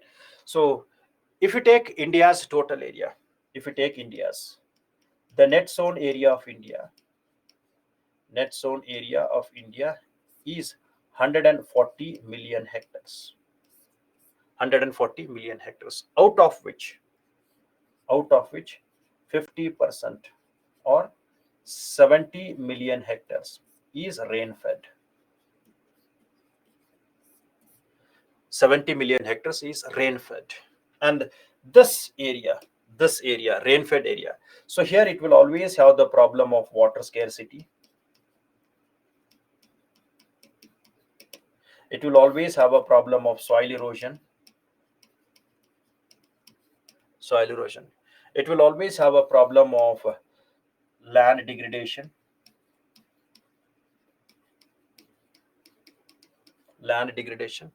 Right? And this is an area which is always affected by environmental issues like heat waves, or because of large temperatures, we always find fires are inevitable here. So they always have major problems with that. So rain-fed area development is very, very important. Rain-fed area is very, very important. The reason for that is, if you take the entire geographical area of India, the rain-fed areas produce 77% of the pulses, 66% of the oil seeds, 45% of the cereals. So these are the agricultural products which are grown under rain-fed conditions. So it means that it is an important area for the crops, which provides protein requirement, which provides protein requirements, right?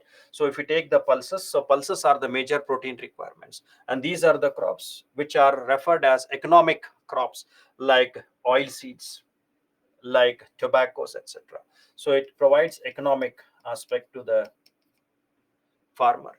And third one is, so these crops, if you take the millets, so they are less water intensive.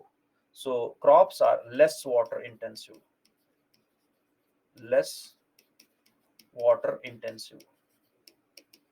It means they do not require more water for their growth, and hence these areas are to be taken very carefully in the context of sustainable agriculture. So that is the reason why the first program is on National Rain-Fed Authority. So please read this in your geography. If you are not done, please read this. What are the approach? What is the method? Of rain-fed area farming? So this might be a vital question in the context of your UPSC. So this is your core geography. So rain-fed methodologies. So rain-fed methodology means it talks about tilling the soil continuously. We refer that as pulverization. It talks about providing proper irrigation facilities. It talks about soil conservation. it talks about maintaining the crops in that area based on the nutrients there, right? Then second one is on farm water management. So on farm water management means it is about managing the water on the surface. So here it is managing the water on the surface. It is efficient management through different methods. Example, drip irrigation, sprinklers, etc. So hence generally it is about a part of Pradhan Mantri Krishi Sinchai Yojana. Part of the Pradhan Mantri Krishi Sinchai Yojana. PMKSY. Pradhan Mantri Krishi Sinchai Yojana. PMKSY. Is it clear? Then soil health management. Soil health is also very, very important, because soil is the something which provides three things to the agriculture. Soil provides water to the agricultural crops. Soil provides nutrients to the agricultural crops. Soil provides physical support to the crops. So hence soil is referred as a resource. Soil is referred as resources. Now under this nutrient, the soil nutrients are very important for the crops, and that is the reason why the nutrients will help for the yield of the crops. So they will help in increasing the yield of the agricultural crops. Now for that reason, we have introduced something called as soil health cards. We introduced soil health cards. In the year 2015. And this soil health card, it make an assessment of the nutrients of the soil. So it makes the assessment of 12 parameters of the soil, and it is done every 2 years.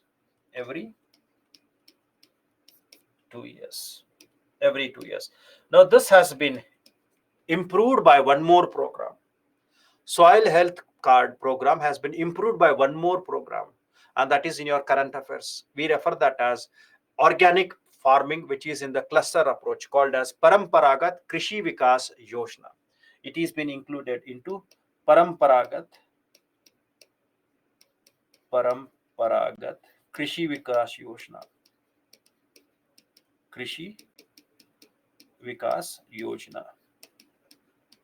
That is organic farming.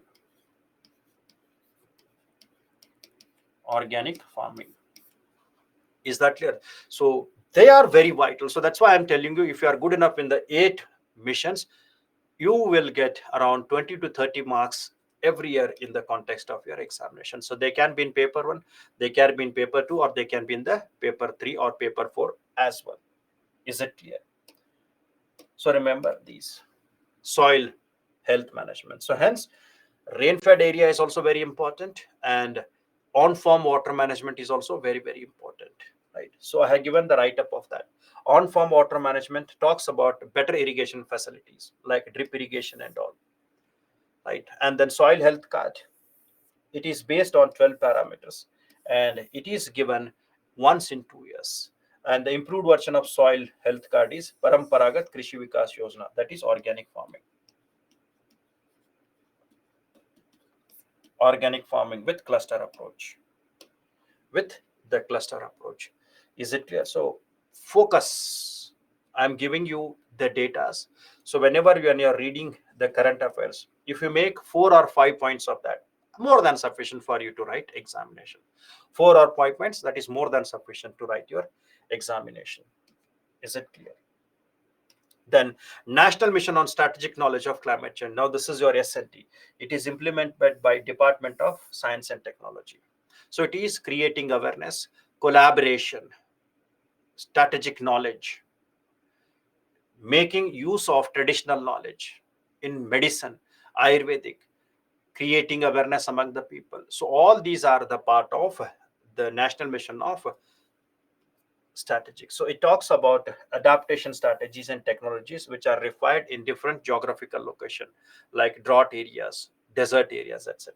Right. So it talks about enhancing global technology, so that the capacities are improved. It talks about making all the areas, all the zones, so that the standard of livings are improved in the context of climate change. So it also talks about mapping of knowledge and data resources relevant to the climate change, and create a dedicated centers for building. So these all are the facts which are very important in the context of your examination. Now, if they ask in the mains, if you remember 4 or 5 points of that, that is very, very sufficient. Don't elaborate them. Don't make extension. Just read them, understand the definition, and write. That's it. Right. So it is through international cooperation, creating capacities and resilience in the context of climate change. Resilience means resisting or recover quickly. So this is the seventh one. Now the last one is referred as the National Mission for Sustaining Himalayan Ecosystem. Now Himalayan ecosystem is referred as the most fragile ecosystem, and Himalaya is also one of the important biodiversity hotspot. And this Himalayas is spread in 11 states and 2 union territories. 11 states and 2 union territories, that is Ladakh and Jammu Kashmir. And these Himalayan systems are always affected by the impact of climate change, like cloud bursting. So these areas are always affected by cloud bursting. They are affected by glacial lake outburst flood. They are affected by forest fires. They are affected by, I'm talking about a climate induced one. So cloud burstings are there, glacial lake outburst floods, forest fires are there. And they are also affected by man-made parameters like deforestation,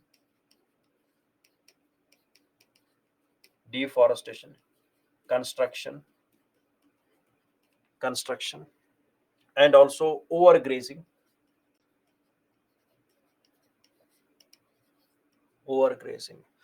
major problems. Apart from that, in the Himalayan regions, we also find that they are also the regions where natural issues are there. So they are also having many natural problems like earthquake because of the boundaries, landslides because of the slopes, landslides are there. Right. So they have major problems, natural problems, man-made problems, and climate-induced problems are there. So hence, this Himalayan ecosystem, as it is a fragile ecosystem and it is also rich with biodiversity, so you need to protect them. And hence, the National Mission on Sustainable Ecosystem, it talks about creating institutional capacities in the Himalayas, identifying the institution and develop them, so that the cloud burstings and all are there. Now how they can be done? When you create strong pre-disaster management, when you create awareness, early warning systems. So hence early warning systems will protect them in the context of landslides, in the context of cloud bursting, etc. So you have to create a large amount of early warning system. Right. Now, this early warning system is a part of adaptation, mitigation, or loss and damage. Early warning system which is created. Or which is a part of adaptation, mitigation, or loss and damage. Early warning system, if we are creating in the context of Himalayas. Right. So it comes under which category? Early warning system. It comes under which category? Can we call it as mitigation? Can we call it as an adaptation? Or can we call it as something called as a, right? So it comes under which one? Adaptation, mitigation, or loss and damage. I'm talking about three terms: adaptation, mitigation, and loss and damage. Yes, it is a part of pre-disaster.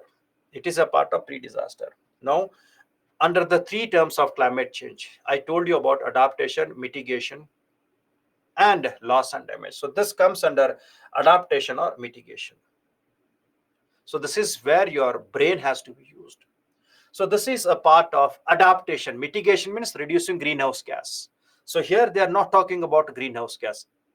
Early warning system is an example of adaptation, adapting to the impact of climate change. So reducing of greenhouse gas is mitigation. Reducing of greenhouse gas is mitigation. Is that clear? So these are referred as the 8 missions, which are very important for your exams point of view. Right? Adaptation. Early measures are adaptation measures. Right? So don't get much confused. Dinesh, Brazineet, don't get confused. So mitigation is a general term. So mitigation in the context of climate change is reducing greenhouse gas.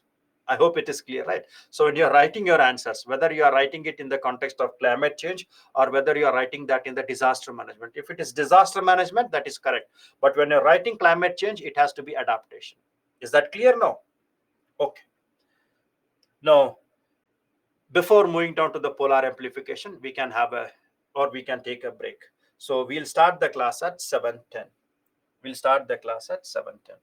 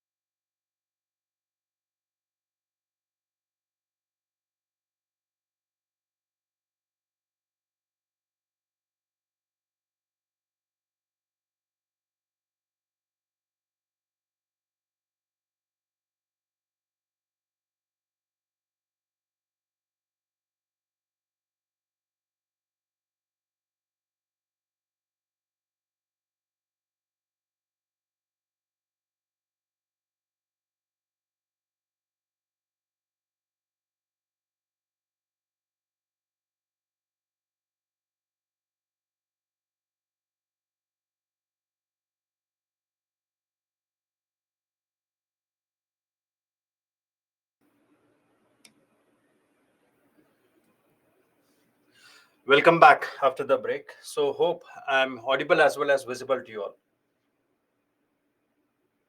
Okay, I'll just check with them, Ankush. So yesterday none of it PPTs. Yes, I'll refer them, Ankush. I'll ask them. Okay. So we discussed something about the 8 national missions. So hope I'm audible as well as visible to you all, right?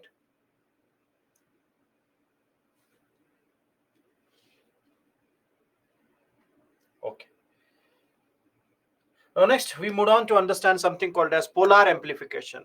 Now the term amplification has a weightage. So here you should remember that global warming is a universal phenomenon. All the earth is experiencing global warming. All part of earth is experiencing a global warming. Every part of the earth is experiencing global warming. But the rate of global warming is not same. The rate of increasing of the temperature is not same.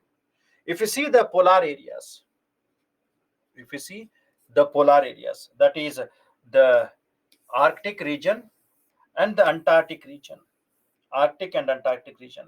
So the rate of increasing in the temperature in the polar region is more than double than other part of the world. So in the polar region, the rate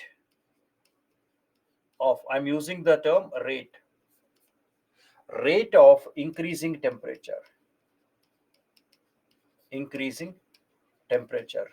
in the polar region is more than double than other part of the world, is more than double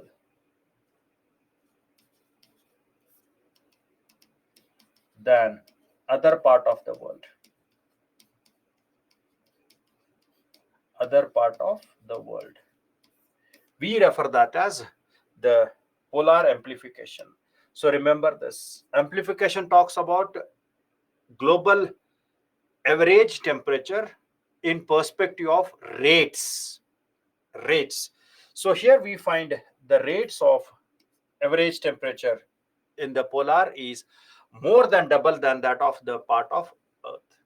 So if you take the tropical area, in the tropical area also the average temperature is increasing, but it is not double. The rate is not double. Here it is more. So we refer that as polar amplification. It is seen in both the areas. It is seen in the Arctic and it is seen in Antarctica as well. Polar amplification. Now we'll try to understand the Arctic amplification. Arctic amplification. Right. Now what is Arctic amplification? Amplification. If you see the present data, if you see the present data of 2024, so the data which was released last week, it says that the rate of increasing of the temperature in the Arctic is 4 times than that of the global rate of increasing temperature in the Arctic. You forget about double. They say it is 4 times now. The rate of increasing of the temperature in the Arctic is 4 times, 4 times than other part of the world. Other part of the world. We refer that as Arctic amplification. Now, what are the reasons for Arctic amplification? What are the reasons for Arctic amplification? The first one is, if you see the Arctic, the land and water contrast is more here. We find land, water, and land are there. So land and water contrast is more. Land, water contrast is more in Arctic. So it means it is a land area, water area, again land area. So this makes the jet stream weak there. So it makes weak jet stream. Weak jet stream. And the moment when the jet stream is weak, it acquires more loops. It acquires more loops. Or it takes Rossby waves. Rossby waves. Now, what happens when it takes the Rossby waves? If this is the Earth, and if the jet stream has taken Rossby waves, so it moves something like this. So in this case, we find the warm air will enter into the Arctic and cold air will move outside. So the warm air will enter into the Arctic. So this weak jet stream makes more warm air to enter. Warm air will enter into the Arctic, which makes the increasing of the temperature. So that is the first one, which we refer them as land and water contrast.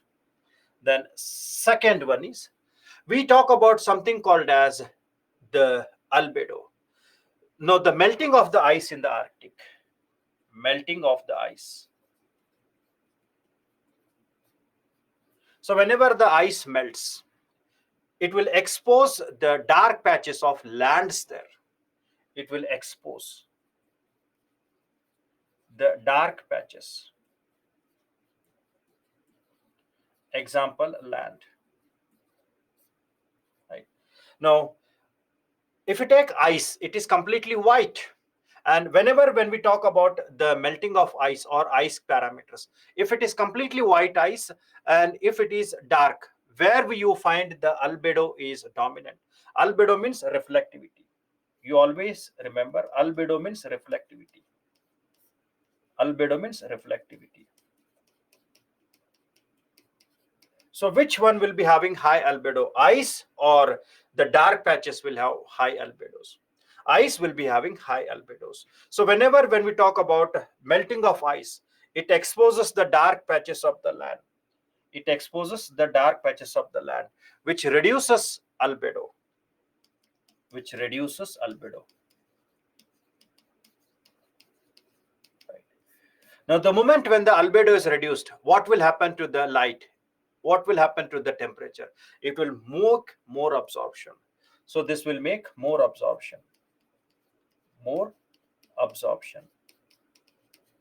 And this will lead to increase of the temperature. So this will lead to increase of the temperature. So remember, melting of the ice reduces the albedo, and by that more temperature reaches there because of absorption. Then third one is, these Arctic regions are permafrost. So due to the global warming, melting of permafrost takes place. Melting of permafrost. Permafrost. So what happens when the melting of permafrost is there? So many bacteria which are frozen there since from millions of years, they will be released. So these melting of permafrost, they will release large amount of bacteria which are stored there. And these bacteria will become active. So these bacteria which were frozen, they become active. Active. And the moment when these bacteria, when they are active, these bacteria, they will use the iron as food. They will use the iron which is present as food and release carbon. Release carbon. Now, when the sunlight reaches to the Arctic region, when the sunlight reaches to the Arctic area, this sunlight converts carbon into carbon dioxide. Now, what is carbon dioxide? Carbon dioxide is a greenhouse gas. Now, the moment when the carbon dioxide increases there, what will happen to the average temperature? Average temperature will increase. So this will increase the temperature. And this entire process is referred as photomineralization. This entire process is referred as photomineralization. mineralization.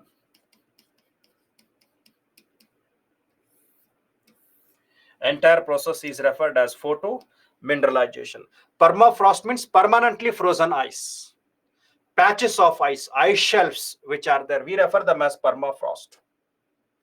Permafrost, thick ice deposits, we refer them as permafrost. And the criteria is at least for continuously 2 years, they are having thick ice deposits. We refer them as permafrost.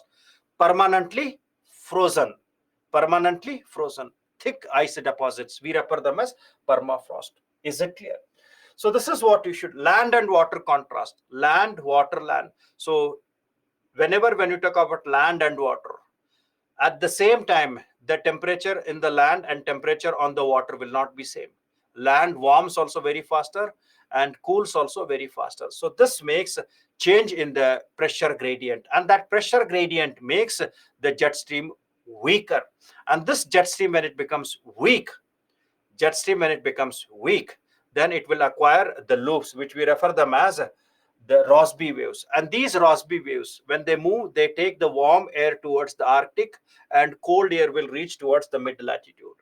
Warm air will reach to the Arctic, and the cold air will reach towards the mid latitude. We refer that as the first parameters. Then fourth one is that here we find large amount of methanes which are there. Methanes, which is released during the melting of the glacier. Methane which is released. Again, methane is a greenhouse gas. Now, fifth one is the areas near the Arctic. Because of the droughts.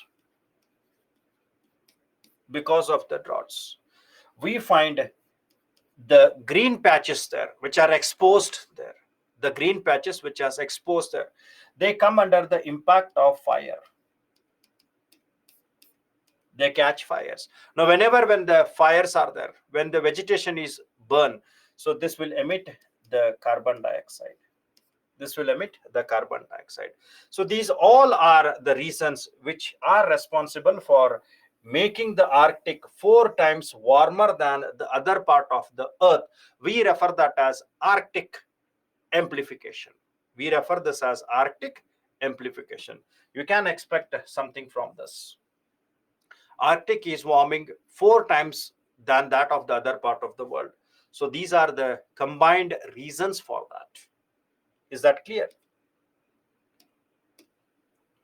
Okay.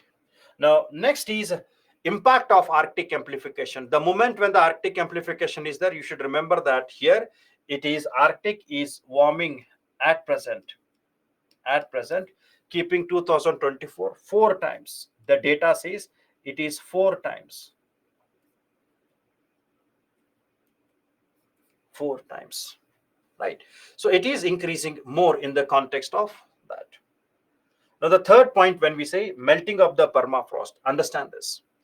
Whenever the ice or permanently frozen areas are there, so the bacteria, viruses, etc. are frozen there.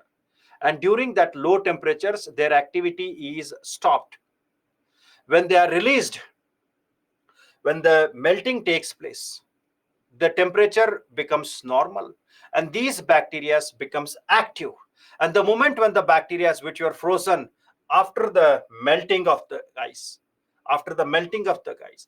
they become active. They use the iron and then convert that into carbon. Now, when the sunlight reaches to that area during the summer season or during the daytime, so that reacts with the carbon and converts the carbon into carbon dioxide, and we refer that as photomineralization. And this carbon dioxide is a greenhouse gas, and that we something which is creating the increasing of the temperature in the Arctic. Is it clear? Right. Now, the impact of Arctic amplification. What happens when the Arctic amplification? Now, when we say forest fire and Arctic amplification, I'm using the term forest fire and Arctic amplification. Is it creating a negative feedback mechanism or positive feedback mechanism? The relationship between Arctic fire and amplification. The relation between Arctic amplification plus The Arctic forest fire. Is it creating a positive feedback mechanism or negative feedback mechanism? Perfect. So that means that this is creating a positive feedback mechanism. So they are interlinked. More amplification, more forest fire. More forest fires, more amplification. So it is creating a loop. It is creating a loop. And that's why it is becoming more dangerous. That's why it is becoming more dangerous. Is that clear? So that's how you should keep them in the mind. So it is creating a dangerous positive part.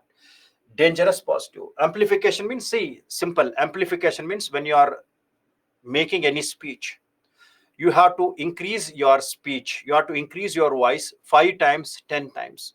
Now for that, you use an instrument. What is that instrument? If you are making any speech, say Prime Minister is making, or he is giving a speech, or you are giving a speech, then you want to increase it to 5 times, 10 times. What you will use that? You will use amplifier. So amplifier is an instrument which increases it to 4 times or 5 times. Is that clear? So hence we refer that as Arctic amplification. 3 times, 4 times. Is it clear now? Amplification, right? Okay. Now this is something which is seen. Now it is not only the surface. In the Arctic region, we find large amount of peatlands are there. In the Arctic areas, we find large amount of peatlands are there. And I have explained what are peatlands. Large amount of peatlands are there. Now these peatlands, accidentally when they catch fire, so slowly the fire moves through the peatlands, maybe for a month or maybe for a year. So this fire, when it catches to the peatland, it burns the underground and reappears in the surface. And this forest fire can be for a week, can be for a month, or can be for a year. You can't see them unless and until it reappears. So it is underground forest fire. You can't see them through the naked eyes. When it emerges to the surface, when it reaches to the surface, then only you can see them. Then you can see them. And such fires, we refer them as zombie fires or holdover fires. Now these zombie fires have also increased in the Arctic, right? So this is an area where the forest fire has caught. Now slowly it has entered and it has resurfaced. So here it is resurfaced, and we refer them as zombie fires or holdover fires. This is the term. Then it is also creating extreme cold conditions to the mid latitude. So it is creating extreme cold weather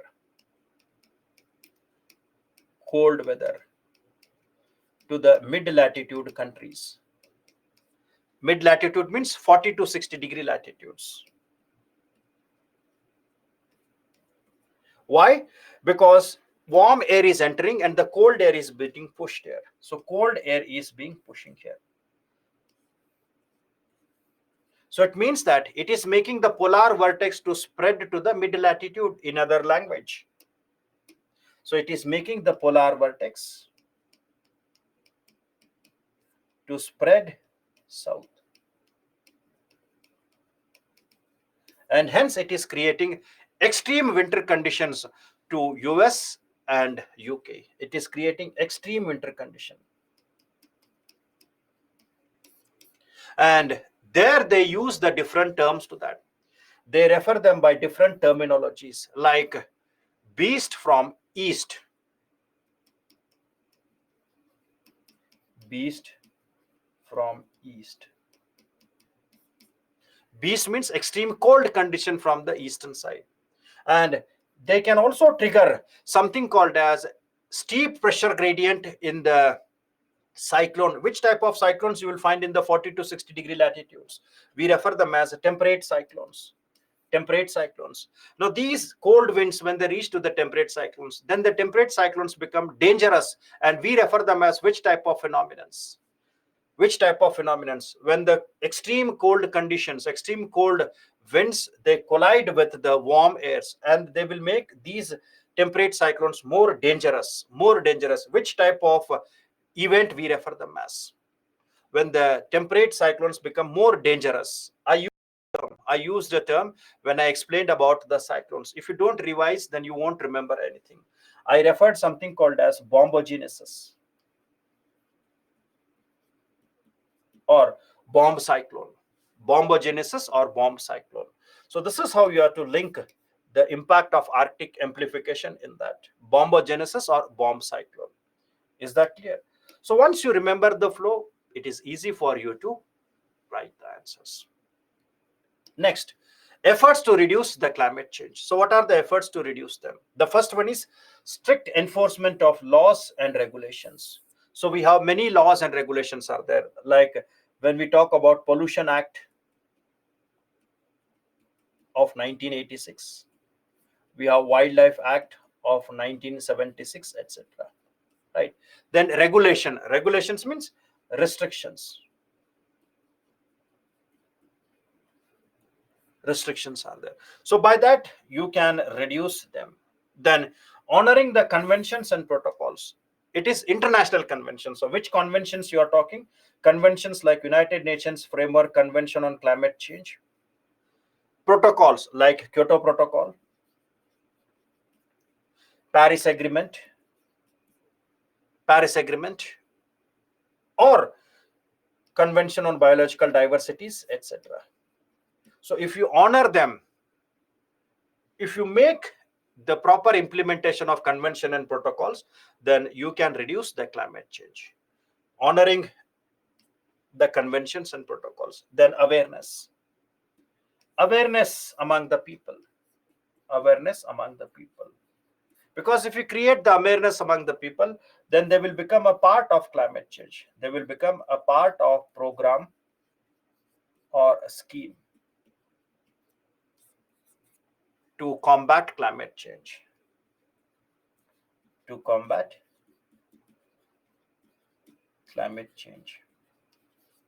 Right? So you have to create an awareness.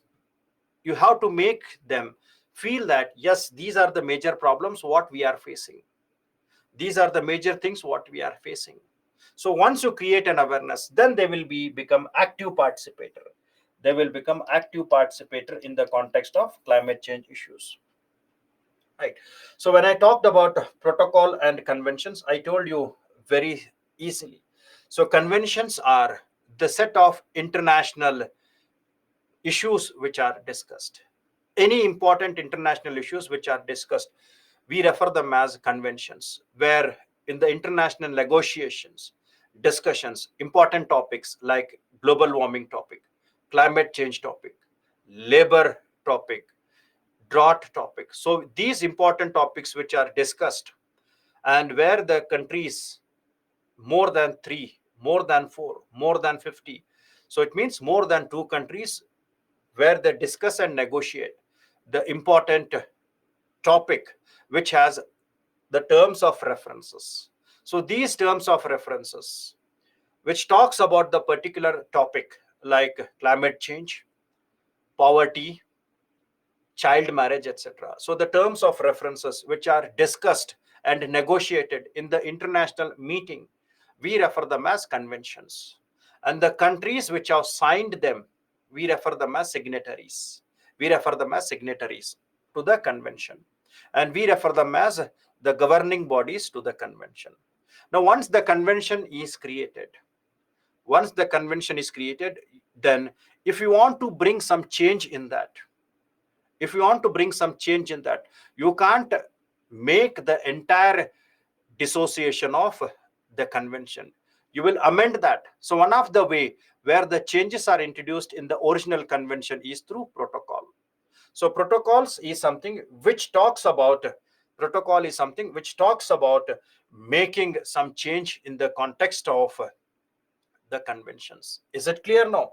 So convention and protocols. So conventions are international agenda, their terms of references which are discussed and negotiated. It may be about pollution, it may be about any type of climate change. And the countries which have signed them, we refer them as signatories to the convention. And one of the way where the conventions are modified, we refer them as protocol. For example, UNFCCC is a convention, United Nations Framework Convention on Climate Change. We have modified that two times. One time we have modified that in the form of Kyoto Protocol, and then again we have modified that in the form of Paris Agreement. In the same way, when you talk about CBD, Convention on Biological Diversity, that is a convention which was created in the 1992. Now we want to make some changes in that. Now, how the changes were introduced? We have introduced the changes in that in the form of two protocols, that is Nagoya Protocol and Cartagena Protocol. So Nagoya Protocol and Cartagena protocols are the protocols to the main convention. Which is the main convention? Convention on Biological Diversities. I hope it is clear, right? So conventions, protocols. Is it clear? Now, the last term you should remember is the countries when they signed, it may not be completely legally binding. The countries which have signed, it does not mean that they are implementing them. It is something like this. It is endorsing them. For example, if you come across any celebrity who is giving an ad of, say, Lux soap. I'm giving an example. Any celebrity who or she is giving an ad of Lux soap. So do you think that he or she is using the Lux soap for their daily bathing part? Right? No. So they say, I'm endorsing that. It does not mean that I am binding to use that. I'm endorsing that. I'm not binding to that. So that is called as signatories and endorsement. So the countries which have signed them, it means we agree to that. It does not mean that I'll implement. It is not binding to me. I'm endorsing to that. So that is the part of signatories. But the moment when the country ratifies that, so remember this key term, ratification. When you come across this term ratification, it means that, yes, I not only endorse that, I officially agree that. Ratification means officially accepting the terms of convention and implementing them in the national laws here. So it means that if India has signed CBD, if India has signed UNFCCC, it may not be legally binding. But once the India has ratified that, then India has to implement that in their national laws. And that is where we have ratified CBD and we have implemented CBD through CBD Act of 2002. We have ratified UNFCCC and we are implementing them.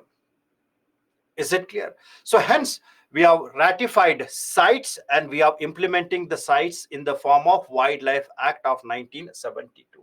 Is it clear? So remember the difference: convention, protocol, signatories, ratification. So signatories, ratification.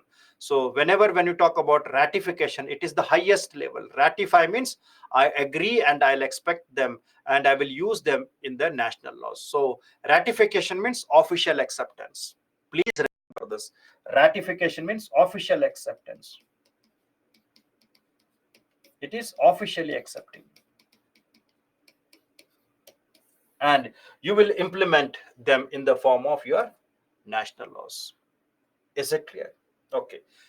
I have mentioned many times amplification means increasing in the rate of average temperature. So the rate of temperature in the polar region is increasing more than 4 times. We refer that as amplification. Right. So protocol is one of the method where we amend the convention. Protocol is one of the method where we bring the changes to the original convention. So protocol means to bring the change in the original convention. Bring some changes in the original convention can be done through protocol. Is that clear now? Yes, protocol is for amendment. Amendment means bringing the change. Is that clear? Okay. So efforts to reduce climate change in these ways. And we have discussed many amendments. We have discussed many conventions. Now, next it says geoengineering method or climate engineering. So these are short-term methods. Apart from that, they are most controversial.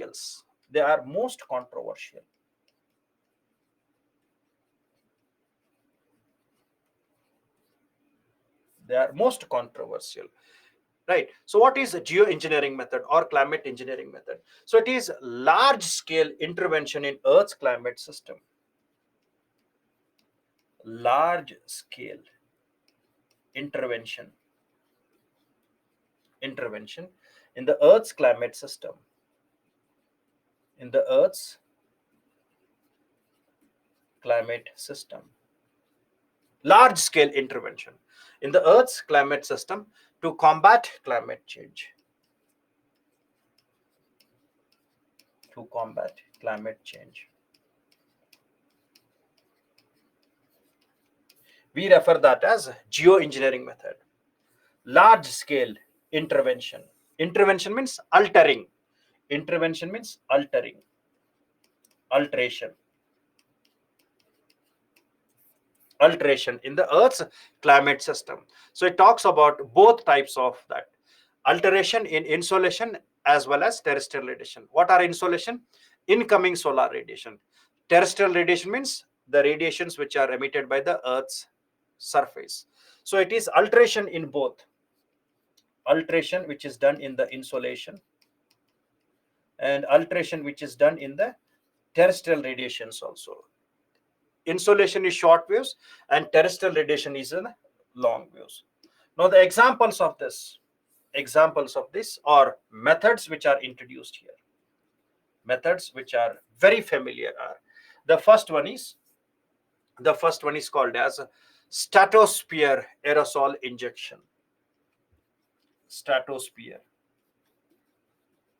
aerosol injection. Aerosol injection. This is one method. Second one is thinning of the cirrus clouds. Thinning of the cirrus clouds. Cirrus clouds. Then third one is introduction of the silica beads or spraying of silica beads on the Arctic ice. Spraying of silica beads. Silica beads means powder of silica. Powder of silica on the ice. On the ice. So these are referred as the prominent geoengineering method. Now, first one is stratosphere aerosol injection. Right? Understand that. This is called as stratosphere aerosol injection. Now, stratosphere is the second layer of Earth's atmosphere. Second layer of Earth's atmosphere.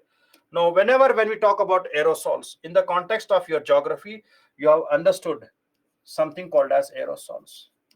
So aerosols are white as well as black. So aerosols are the solid and liquid particles. So here we come across two types of aerosols, black aerosols and white aerosols. Now here, when we talk about stratosphere aerosol injection, so you have to be very careful which aerosols are having the capacity of absorption and which aerosols is having the capacity of reflecting. Which aerosols can reflect and which aerosols can absorb, black or white. You should be very careful.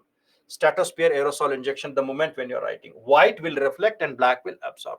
So in the stratosphere aerosol injection, white aerosols are sprayed because to increase the reflectivity. White aerosols, example, made up of sulfur, they are sprayed so that they can reflect the sun's light.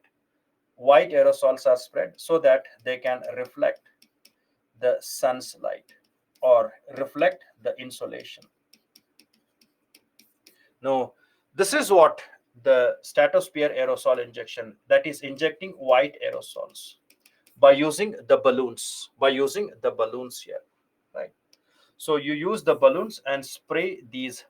We refer them as the aerosols. So aerosols are the mixture of solid and liquid particles. Aerosols are the mixture of solid and liquid particles. Combinedly, we refer them as aerosols. Or solid particles of the atmosphere, we refer them as aerosols. That is one. Second, we always have two types of clouds, low altitude clouds and high altitude clouds. Now, cirrus are high altitude clouds. cirrus are high altitude clouds, right? Now, if you take low altitude clouds, so low altitude clouds like cumulus clouds or stratus clouds, if the clouds are low altitude, then they will help in reducing climate change. The low altitude clouds, they will help in climate change. They reduce the impact of climate change. So they are good in the context of climate change. Low altitude clouds. Why? Because they are having the capacity of reflecting. So they will reflect back the sun's radiation, and this area they will keep comparatively cooler. So they are advantage, or they are good in the context of the climate change if they are low altitude clouds. But if the clouds are high altitude, if the clouds are high altitude like cirrus clouds, now what happens in the cirrus clouds is that the terrestrial radiations which are released, the terrestrial radiations, they will hit the cirrus clouds, and again they will be radiated back. So this will increase the temperature, increase the temperature. The cirrus clouds, they will reflect back the terrestrial radiations. Now, what is the way? You have to make thinning of cirrus clouds. So once you make these cirrus clouds thin, then the terrestrial radiations will escape. Right. So once you make these cirrus clouds thin, then the terrestrial radiations will escape that. And that is what is referred as the thinning of cirrus clouds. It is one of the solution for climate change. Thinning of cirrus clouds.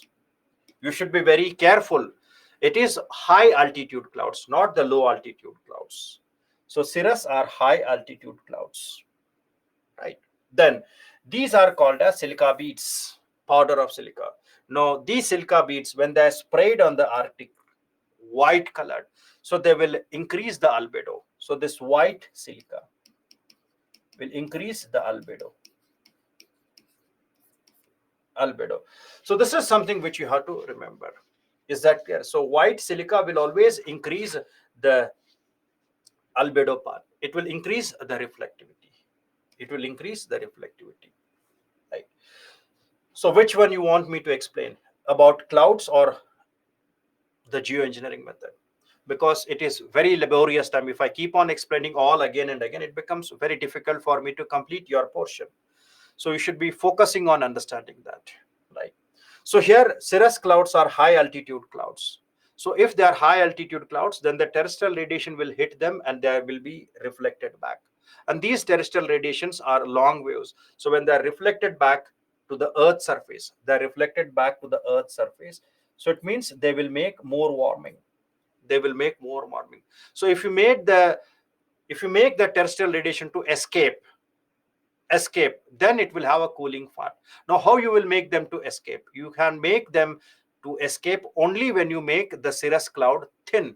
The moment when you make the cirrus cloud thin, then it will escape here, right? Then aerosol injection is when we talk about the white aerosols, when we spray in the atmosphere, so that will help them to reflect the insolation. So the sun's radiations will be reflected back, insolation will be reflected back. We refer them as the stratosphere aerosol injection. So here you have to be very careful that we are spraying the white aerosols. Next, apart from that, we also talk about net zero emission or carbon neutrality. Now this carbon neutrality was not in Paris Agreement. This carbon neutrality was not in Paris Agreement. Not in Paris Agreement. So hence it is something which is not included in the legally binding. So as it is not included in the Paris Agreement, Paris Agreement is legally binding, but carbon neutrality is not a part of Paris Agreement. It was added later. Carbon neutrality concept was added later, when many reports were given, like reports of United Nations Environment Program, report from IPCC, etc. So after that, it was added later. It was added later when United Nations Framework Convention climate changes were introduced. So it is added in the later stage. It is not a part of Paris Agreement, right? So net zero emission or carbon neutrality, what does it mean? So in a very simple term, it is balance between greenhouse gas emission. It is a balance between the greenhouse gas emission and removal from the atmosphere, maintaining the balance between greenhouse gas emission and removal of that. India says that, India says that I will reach carbon neutrality by 2070. China said that they will reach carbon neutrality by 2060. So every country will have their own methodology to reach this net zero emission. Now, generally, how you will reach to the net zero emission? What is the way in which you can reach to the net zero emission? Right? How you will reach to carbon neutrality? How you will reach to carbon neutrality? Now, the way in which the process is that it is done in two approaches. The first one is in the initial stage, you have to use clean energies. You have to use clean energy. Clean energy. That is, discourage the fossil fuels. Discourage the fossil fuels and encourage the clean energy or renewable energy, so that the emission itself is less, so that less emission of greenhouse gas, right? So that is the first strategy. You have to use clean energies. You have to use clean energy. Now this is done by phasing down subsidies, or phasing out of coal and phasing down subsidies. Then the second one is that you have to remove the atmospheric carbon dioxide. You have to remove the atmospheric carbon dioxide. And this process of removing the atmospheric carbon dioxide is referred as carbon sequestration.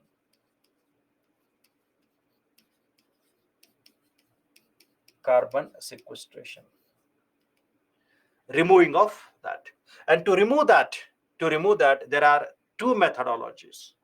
To removing that, we are having two methods. So the two methods includes, the first one is referred as natural method. Natural method. And we refer that as biological sequestration. We refer this as biological sequestration.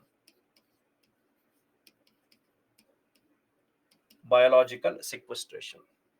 And here example is creating more forest, afforestation, etc. Afforestation, etc. Right. So we refer that as biological carbon sequestration. It is a natural way where you are storing the carbon dioxide in the green plants, forests, etc., where you are creating them as a carbon sink. Right. Now, the second one where the systematic discussion is seen is what we refer them as artificial carbon sequestration. Artificial carbon sequestration. Please understand this.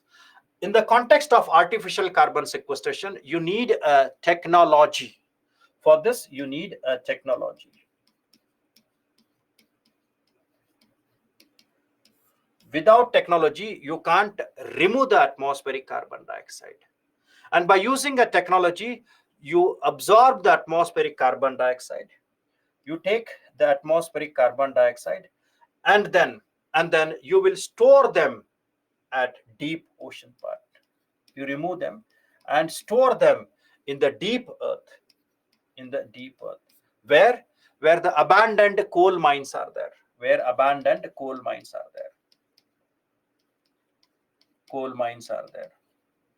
or where we find abandoned gas or petroleum oil sinks are there, abandoned petroleum or oil sinks are there, or you store them in the deep rocks in the oceans, right? So it is where, so that's why I'm telling it is a technology. You have to use a technology. It's not the normal carbon dioxide. You have to compress that with the pressure so that it becomes less active. So hence I'm using the term technology. It's not the normal process. It is not easy to do that. So hence they need a technology. You have to compress that carbon dioxide, and then you should reduce its impact. So that is called as abandoning, sorry, compressing and shifting them in these. So we refer them as the technology here.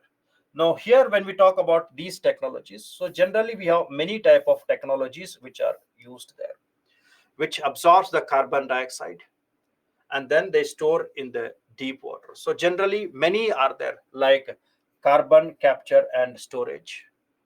Then we have direct carbon capture. We have the method called as direct carbon capture, DAC, direct atmospheric carbon capture. Then we are having the program called as peaks. So these are the methods where the carbon dioxide is removed from the Earth's atmosphere, right? So here when we say greenhouse gas, it talks about all those. Greenhouse gas talks about all those, right? So it is about all type of perspectives. So here we are talking about them. So methane, they are having different policies. Some of them are absorbed, some are not to be done. So when we take methane, we are having global pledge. We are having global pledge of 30%, reducing them in all, right? So there are many policies to work out on that. There are few where they talk exclusively on carbon part, right? So generally we say it is greenhouse gas which are absorbed and stored here. Right. Now, what is this CCS, DAC, and BECS? Sometimes they may ask in the examination. So this is called as the direct air capture. Direct air capture. And the best example is orca. Now, orca, when you say, it is a name which is given to a type of a fish which can be a very big and dangerous. Right. Now, when we talk about the orca, which is again in your current affairs, now where do you find this first direct air capture plant? So the first direct air capture plant, the largest one, was set up in Iceland. And what exactly is the direct air capture method? What is this direct air capture? So it is to extract the carbon dioxide from atmosphere. It is to extract carbon dioxide from atmosphere at any point or any area by using a method or by using a technology. And generally these are referred as plants, which absorbs and take the carbon dioxide from the Earth's atmosphere. Now if you see the present scenarios, as per the data which was given in the year 2023, as per the data, around the Earth we are having 27 plants which are performing the direct air capture. And the example is the orca, and we have many such example. If you take us is also developing one of the important project here called as Project Bison.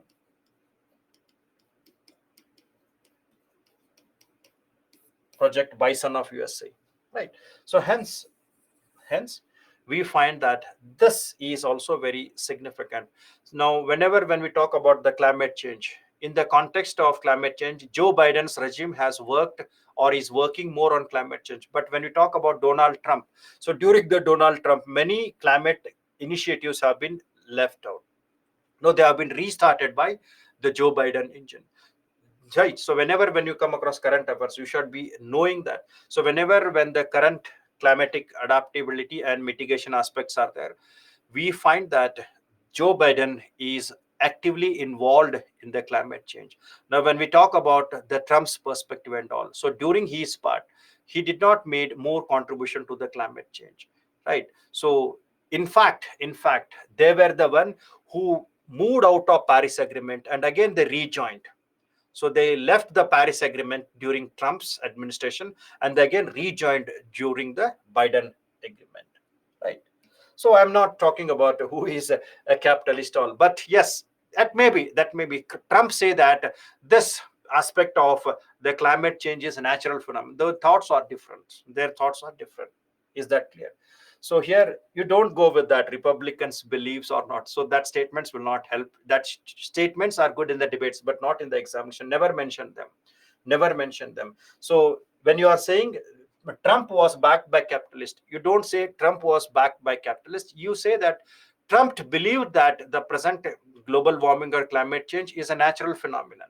So that was his thought of action. So that's why he stopped many programs. He did not made. So that's why when the Biden administration was there, when it entered, it re-entered into Paris Agreement, and is also taking many methods to conserve the biodiversities. Right. So you should be knowing these aspects. Right. So Project Bison is also one such which has been abandoned. Now they are working on that. So we refer this as direct air capture. Direct air capture. The second one is referred as the carbon capture and storage. Second one is the carbon capture and storage. CCS. Now, what is this carbon capture and storage? Now, carbon capture and storage, it is carried out at a point of emission. It is fixed. The plant is fixed.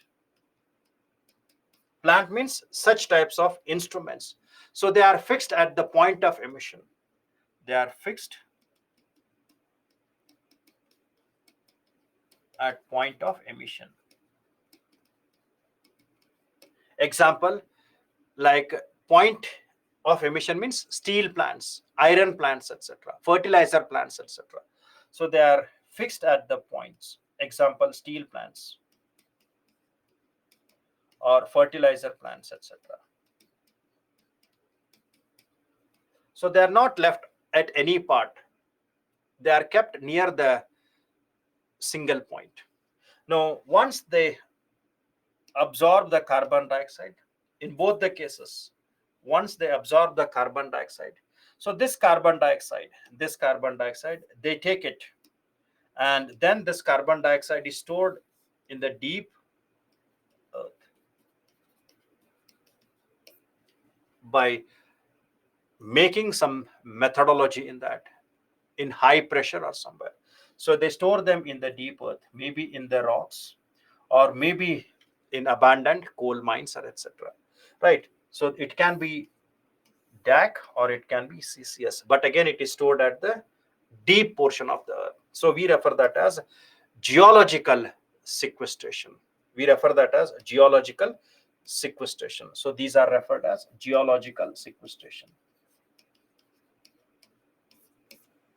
So biological sequestration and geological sequestration. And one of the important aspect again is beaks.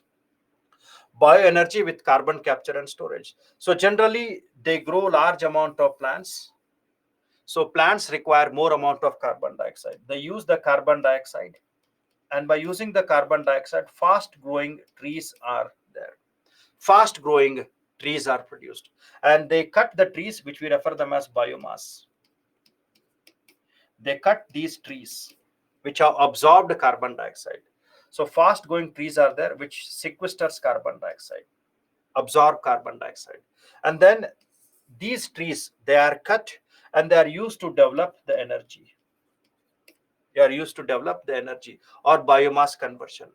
Now whenever biomass conversion is done, so they will release carbon dioxide. They will release the stored carbon dioxide, and this stored carbon dioxide is captured when you burn them.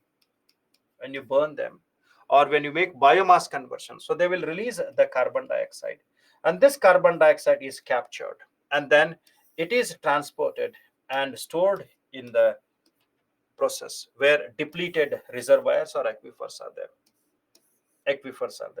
We refer this as a geological sequestration, right?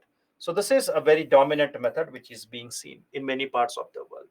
So three types of methodology: CCS, DAC, and beaks. So sometimes if they ask in the prelims, you should be very careful in mentioning them. So there are two types of carbon sequestration. One is referred as biological carbon sequestration, which is natural one. Second one is geological carbon sequestration.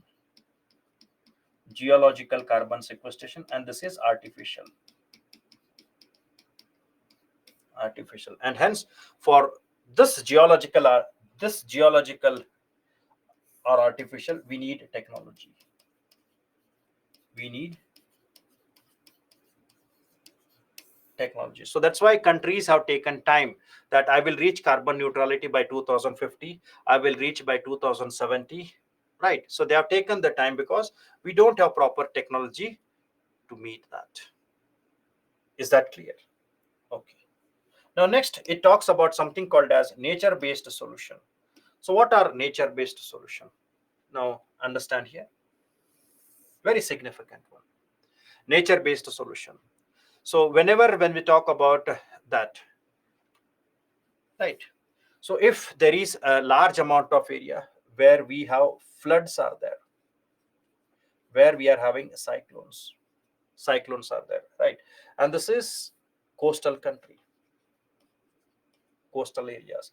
Now in this case, if you are constructing artificial embankment, if you are constructing artificial embankment, like using cement, iron, etc., we refer that as artificial embankment. Artificial embankment. Now whenever artificial embankment is there, it will again emit carbon dioxide, because when you want to use iron and cement, they will have emission. So they will emit carbon dioxide, and they are temporary. They are temporary, right? So temporary or artificial embankments, they may be temporary, and again they will release large amount of the gases. Embankment means constructing there like brick wall or iron rod. So whenever floods are there, you will construct the height of that area by using masonry work, by using iron rods. You will increase the height of that. We refer that as embankment. Now instead of that, if you plant trees, here, plant trees, so that is called as nature based solution. Planting trees, planting trees, or growing the mangroves is nature based solution. Then another example of that is when you are having the shortage of water, if you create wetlands, if you conserve the waters, if you restore the lakes, then that is called as nature based solution. Wetlands, that is reservoirs, lakes, if you restore them, then we refer them as nature based solution. So planting of the trees, restoring of the wetland, conservation of the reservoirs, we refer them as nature based solution. So these are the examples which are referred as nature based solution, NBS. Now these nature based solutions, they are very cheaper. How much you will need for the planting of the trees, and they are something which are permanent. They are permanent part. So they are very cheaper and they are permanent. So hence nature based solution, when you say, it is a traditional method of solution. It is a traditional method. Traditional method. Plus you needed innovation in that traditional method, and innovation,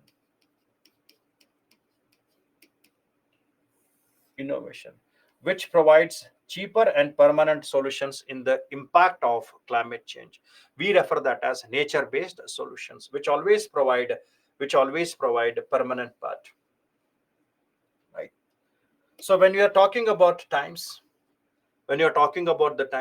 the adaptability programs, they are 20 years programs, 30 years programs. So these all are long term strategies. Right? Now, what is advantage of nature based solution? What is advantage of nature based solution? Now if you are reading current affairs regularly, in COP 27, COP 28, it has highlighted that we need nature based solution. All the reports are recommending nature based solution. We have to move towards nature based solution. So what are advantages of nature based solution? Now can you give any classical example of nature based solution which the earth has seen? Very classical example of nature-based solution where it has given very good results. And this is in your current affairs. This is in your current affairs. And I'm talking about a region which is seen in between Sahara Desert and the fertile regions of the Africa. And this is in the savanna grassland. And this is a classical example of nature-based solution, which has provided huge opportunities in that area. We refer that as Green Belt Initiative of Africa. Green Belt of Africa, right? It's a classical example of nature-based solution. Now, if you keep that in the mind, then you can easily write advantages of that. Now, what are the advantages of that? Advantages is that it will make the conservation of soil. So when we plant the trees, it will help in conserving or preventing soil erosion. Second, when you plant the trees, it will act like a carbon sink. So they will be carbon sink. They will store more water. They will help in conserving the water. So they will help in conserving water. Conservation or storing water. So watershed management. Fourth, when you make the plantation, then it will generate employment. It will generate employment. Fifth, when the trees are grown there, it will provide fodder and food to the people. Food and fodder to the animals. Food and fodder to the animals. Sixth, when you have planted the trees, we find the animals and the birds which have left out that area, they will again come back to that. So it will help in increasing biodiversity. It will increase the biodiversity. Biodiversity will increase. Then, when you talk about these types of methodologies, they will enhance income to the local people. So it will enhance income and sustainable development. Sustainable development. Then they will also play an important role in reducing land degradation and desertification. They will reduce land degradation and desertification.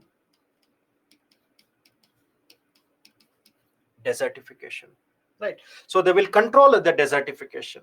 They will control the land degradation. So these are something which we refer them as the nature-based solution. So hence they say that if you go with the nature-based solution, so this nature-based solution can provide solution. It can provide solution for, one is climate change. As it is a carbon sink, it will provide solution for climate change. Second, it will provide solution for loss of biodiversity. When you plant the trees, biodiversity will increase here. So it will provide solution for loss of biodiversity. Loss of biodiversity. Then third, it will also work in reducing land degradation and desertification. Reducing land degradation and desertification.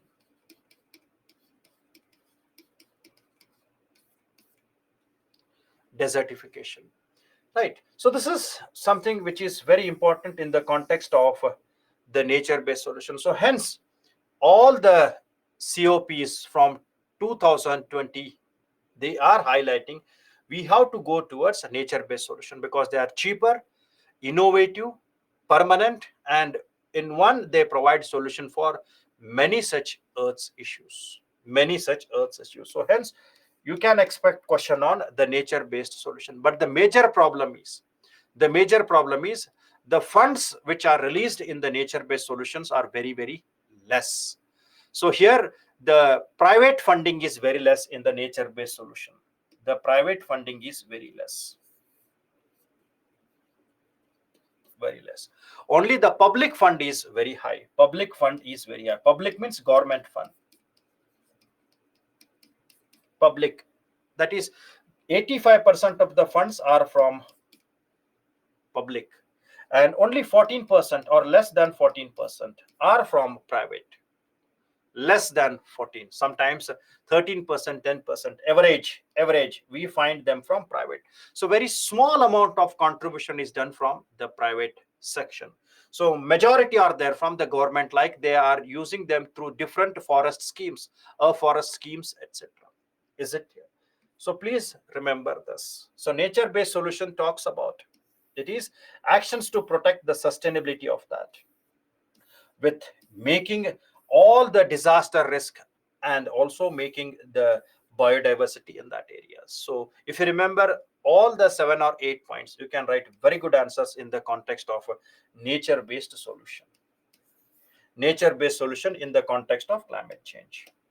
Is that clear? Revise them, read them, then you can write very good answers, right? The state of finance of nature, which was given in the year 2023, a very important report. And this report is released by United Nations Environment Program, World Economic Forum, and Economics of Land Degradation. So these three have released this program. And according to this program, it has said that close to 7 trillion is invested globally every year in the activities that have direct negative impact. Now, what do you mean by direct negative impact? Direct negative impact means, so those activities which emit fossils or greenhouse gases, fossil fuels, etc.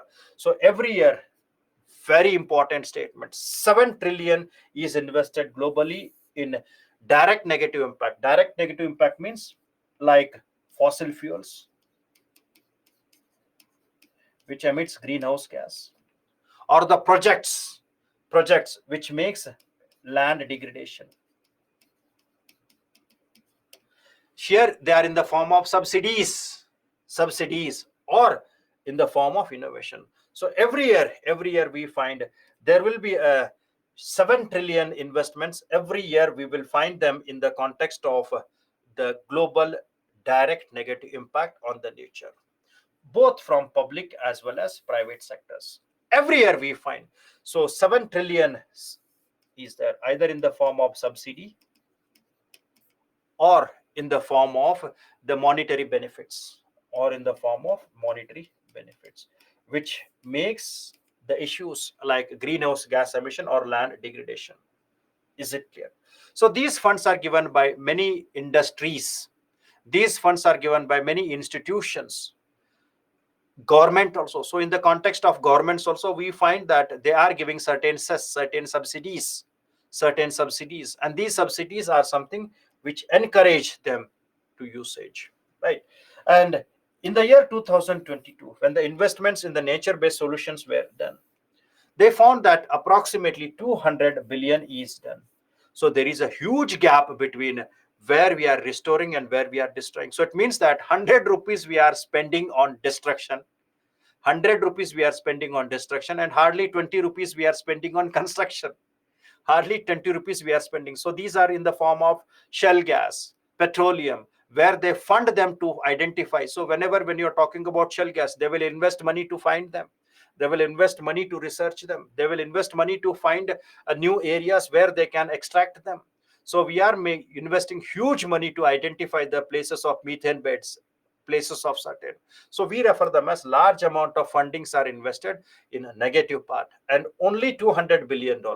It is something which is associated with the climate or nature based solution. So there is a huge difference between that. So there is almost all 30 times larger. So if we are spending 30 rupees for the destruction, we are spending only 1 rupee for its construction. So the ratio is 1:30. Ratio is 1:30. So 1% is nature based solution and 30% is where we say negative impact. A negative impact. Very alarming one. Very alarming one. Is that clear?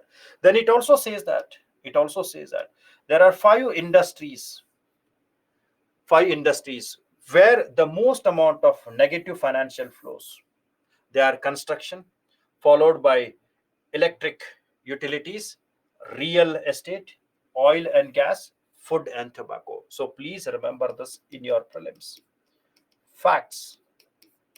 They may ask directly the statement wise. Arrange them where the most negative finance comes, industry wise. And 43% of the nature's negative flows are associated with destruction of forest, cutting up of forest, maybe for construction of the projects, maybe for many. So construction of forest is highest. Then second one is we are making destruction in the wetlands, like construction of the industries, buildings which are constructed, like many wetlands are there, so there we are constructing many buildings. So construction aspect, industrial construction, residential constructions, we have constructed 50 floor flats there, right? So that is where we are destroying them, right? And then forest is there, wetland is there, and again it talks about other natural habitats.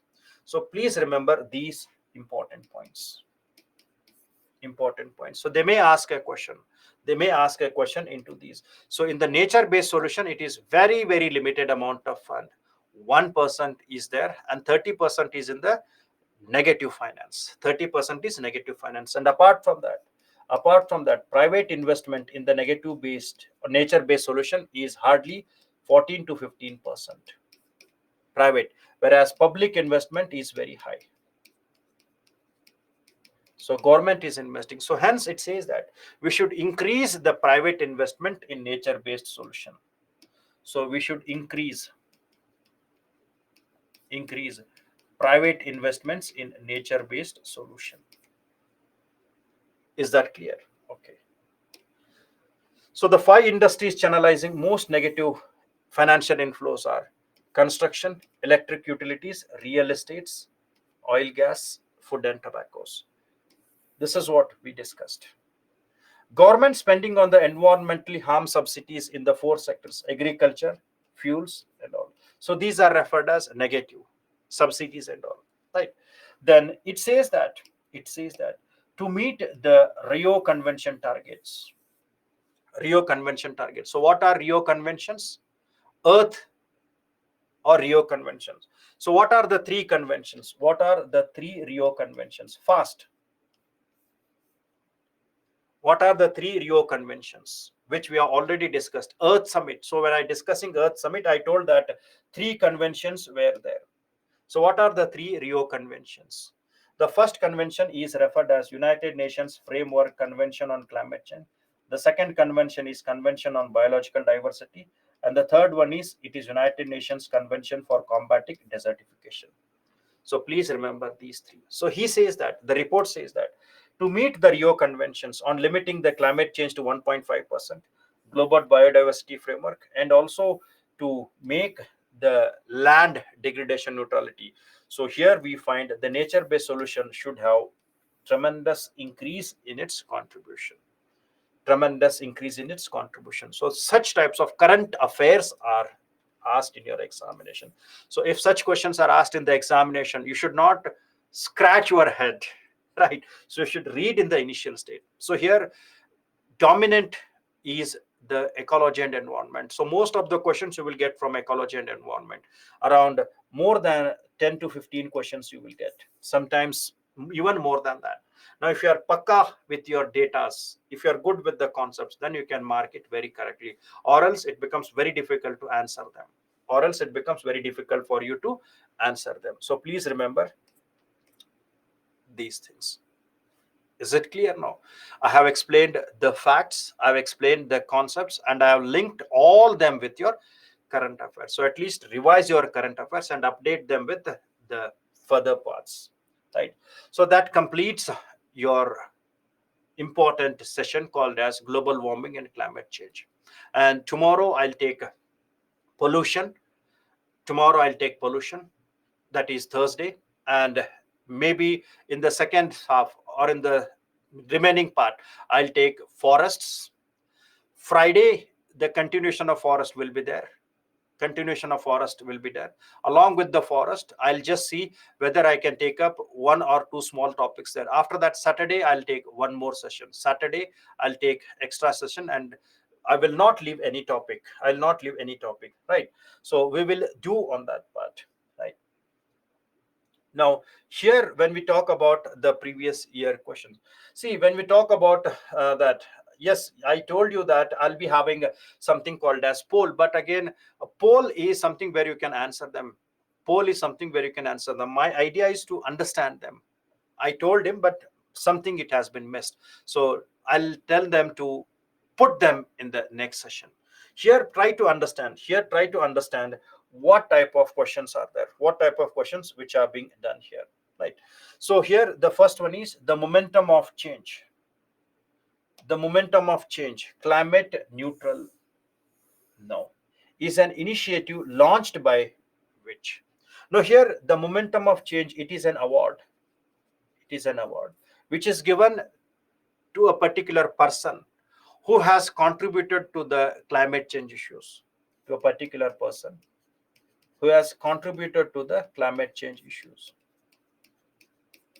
contributed to the climate change issues, and hence it is always released by the UNFCC, United Nations Framework Convention on Climate Change Secretariat, right? Now here again I'll tell you that if you are answering all 100 also, don't get overconfident. If you are not answering single answer also, don't get much depressed. It is a process of learning. Learn, read, and use them properly in your preparation. Then the term INDC, now it is called as NDC. NDC is sometimes seen in the news. Which is the correct answer for that? Which is the correct answer for that? The term INDC, sometimes seen in the news, right? So here it is INDC, sometimes seen in the news. Pledges made by European countries, plan to action outlined by countries or capital contribution members, or plan action outlined by the countries of the world regarding sustainable development. Right. Now it is very simple. So it is planned outlined by countries which is there. Now this NDCs, before submitting, they are voluntary, but once they are submitted, they become legally binding. Once they are submitted, they become legally binding. See, I'll be taking disaster management as well. And if time permits, if the schedules are there, I'll be taking geography also. So I'll be taking geography, environment, and disaster management. Three subjects I'll be taking. So after this, maybe when the schedules of disaster managements are there, if I'm available, I'll take up the disaster management. And if the time permits, and if I'm scheduled for geography also, I'll be taking geography as well. Okay. With reference to the agreement of UNFCC, United Nations Framework Convention on Climate Change, 2015, which of the following statements are correct? Which of the statements are correct? The agreement was signed by all the member countries in United Nations, and it will go into effect by 2017. Is the statement correct? The agreement was signed by all the countries, and it will go into effect in 2017. When it will go into effect? When it will go into effect? So it will be post 2020. Post 2020. Is that clear? Then, so it means that this statement is wrong. Then the agreement aims to limit the greenhouse gas emissions so that the rise in the average global temperature, not exceed 2%. So this is the correct statement. Developed countries acknowledge that their historical responsibility in the global warming and committed to donate $1,000 billion. So what is the exact value? Is it 1,000 or something different value? This part. This part. So it has to be, if it is 100, then it is correct. And even they are not giving $100 billion also. Forget about 1,000. They are not giving $100 billion also. So this statement is also wrong. So hence B is correct. So you should be reading them. It's not about marking the question. You should see what type of questions are asked in the examination. Then, what is the importance of UNCCD, United Nations Convention for Combating Desertification? Combating desertification. It aims to promote effective action through innovative national programs and supportive international partnerships. So such statements will always be correct here, right? It is correct here. Then it has a special particular focus on South Asia and North African regions and Secretariat as facilities. Now this statement, when we see special or particular focus on South Asia and North Africa regions and Secretariat. So while deciding, or when I talked about NCCD, I never talked about South Africa and all. So this is something which is not correct. Then It is commitment to bottom up approach. I told that it is bottom up and the sole one. So third statement is correct here. So here C is correct answer. 1 and 3. 1 and 3. Then, which of the following describes the Green India mission of India? So it is one of the 8 goals. One of the 8 goals which are referred as National Action Plan for Climate Change.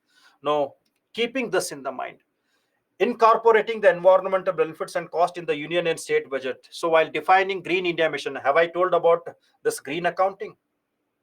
Not. Launching the second green revolution, I have never told about green revolution, right? So it is restoring and enhancing the forest cover. So only 3. Only 3. Is that clear? Now there seems to be very simple, but if you don't revise, then it becomes difficult for you to mark them. So proper revision is important. Consider the following terms and their origin. Annex 1 countries, CR, CDM. So where do you find Annex 1 countries? In which protocol you will find Annex 1 countries? You don't think about answering them. You answer them with the statement. Annex 1 is associated with what? Yes, it is associated with Kyoto Protocol. So hence, this is wrong. CR, certified emission reduction. Is it associated with Nagoya Protocol? Certified emission reduction. Again, it is associated with Kyoto. Now, my question is, where the CR are traded? In which types of trade the CR are traded? Certified emission reductions are traded in which types of market mechanism? Certified emission reductions, they are traded. They are traded in which types of market mechanism? Right. They are traded in something called as, they are developed and developing. What is the name given to that? Ankush, what is the name given to that? CR are traded in which types of mechanism? Right. No, it is clean development mechanism. Clean development mechanism. Now, when we talk about emission reduction units, so emission reduction units is for joint implementation. So that's why I'm telling you, it is about understanding and remembering them. Emission reduction units are joint implementation between the 2 developed countries, and certified emission reduction is between developed and developing. You know the concept, but you have to put them into your statements, right? And this is something which is correct. So only 3 statement is correct here, right? Which of the following statements are correct about the methane hydrates? Methane hydrates, which are seen in the news. Global warming may trigger because of methane gases which are released. Yes, which is seen in the Arctic region. Large deposit of methane hydrates are found in the Arctic. So Arctics and all, they are referred as the major carbon sinks. Methane in the atmosphere oxidizes carbon dioxide after a decade or 2. So hence, all are correct. All are correct here. Is that clear? Now, in the context of which of the following, some scientists suggested the use of cirrus cloud thinning. These all are your UPSC questions. It is not framed by me. They are all your UPSC question. Which of the scientists suggested cirrus cloud technique as injection of sulfate aerosols in the atmosphere? Which is the correct answer in this? Which is the correct answer in this? Right. So immediately when you read that, it is something reducing global warming. Reducing global warming. It not seems to be. It is the D answer there, right? Now, in the context of mitigation impending global warming due to anthropogenic emission of carbon dioxide, which are the potential sites for carbon sequestration? That is geological carbon sequestration. Which is the correct answer for that? Geological carbon sequestration, abandoned coal seams, gas reserves, deep saline formation. All the 3, perfect. All the 3 are there. All the 3 are there, right? Now, consider the following. The International Solar Alliance was launched at the United Nations conference in 2015. The alliance includes all the member countries of United Nations. The alliance includes all the members of United Nations. Now here, if you see the questions, it was launched in the year 2015. It is correct. The alliance includes all the members of United Nations. It does not include that. So before 2020, only tropical countries. Only tropical countries. After 2020, it consisted of the members of United Nations. They can become, not all, they can become the part. So hence, the statement is wrong. So only one statement is correct. So that's why you should dig them and write them appropriately, right? So these are the questions, you can practice them. These are the questions, you can practice them. Now don't get much stress, read them, revise them, and keep them into your formats, right? Apologies that it exceeded for 5 minutes, but we have completed a very important topic of the global warming and climate change. Revise them. So wherever when we talk about wherever when we talk about this, I'll put into framework. See, impacts of cirrus cloud thinning. Whenever when you talk about the clouds, two types of clouds are there. One are the low clouds and one are high clouds. In the low clouds, if you are having low altitude clouds, so these low altitude clouds, they will reflect the insolation, where it will reduce the temperature. So they will not harm, or they will not increase the global warming. So they are something which are reducing the temperature. But if it is high altitude clouds like cirrus clouds, so in the high altitude clouds, the terrestrial radiations will hit them and again they will come back. They will hit them and again they will come back. So this is something which is creating global warming. This is something which is increasing temperature.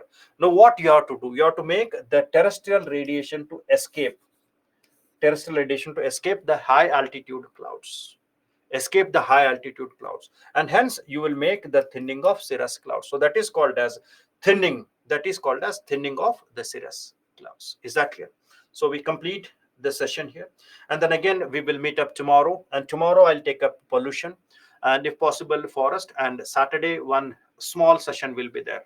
I'll take up that, and whatever your doubts are there, you prepare and put me on the Saturday, and I'll try to explain them with my own knowledge and other parts. Till then, take care and bye bye.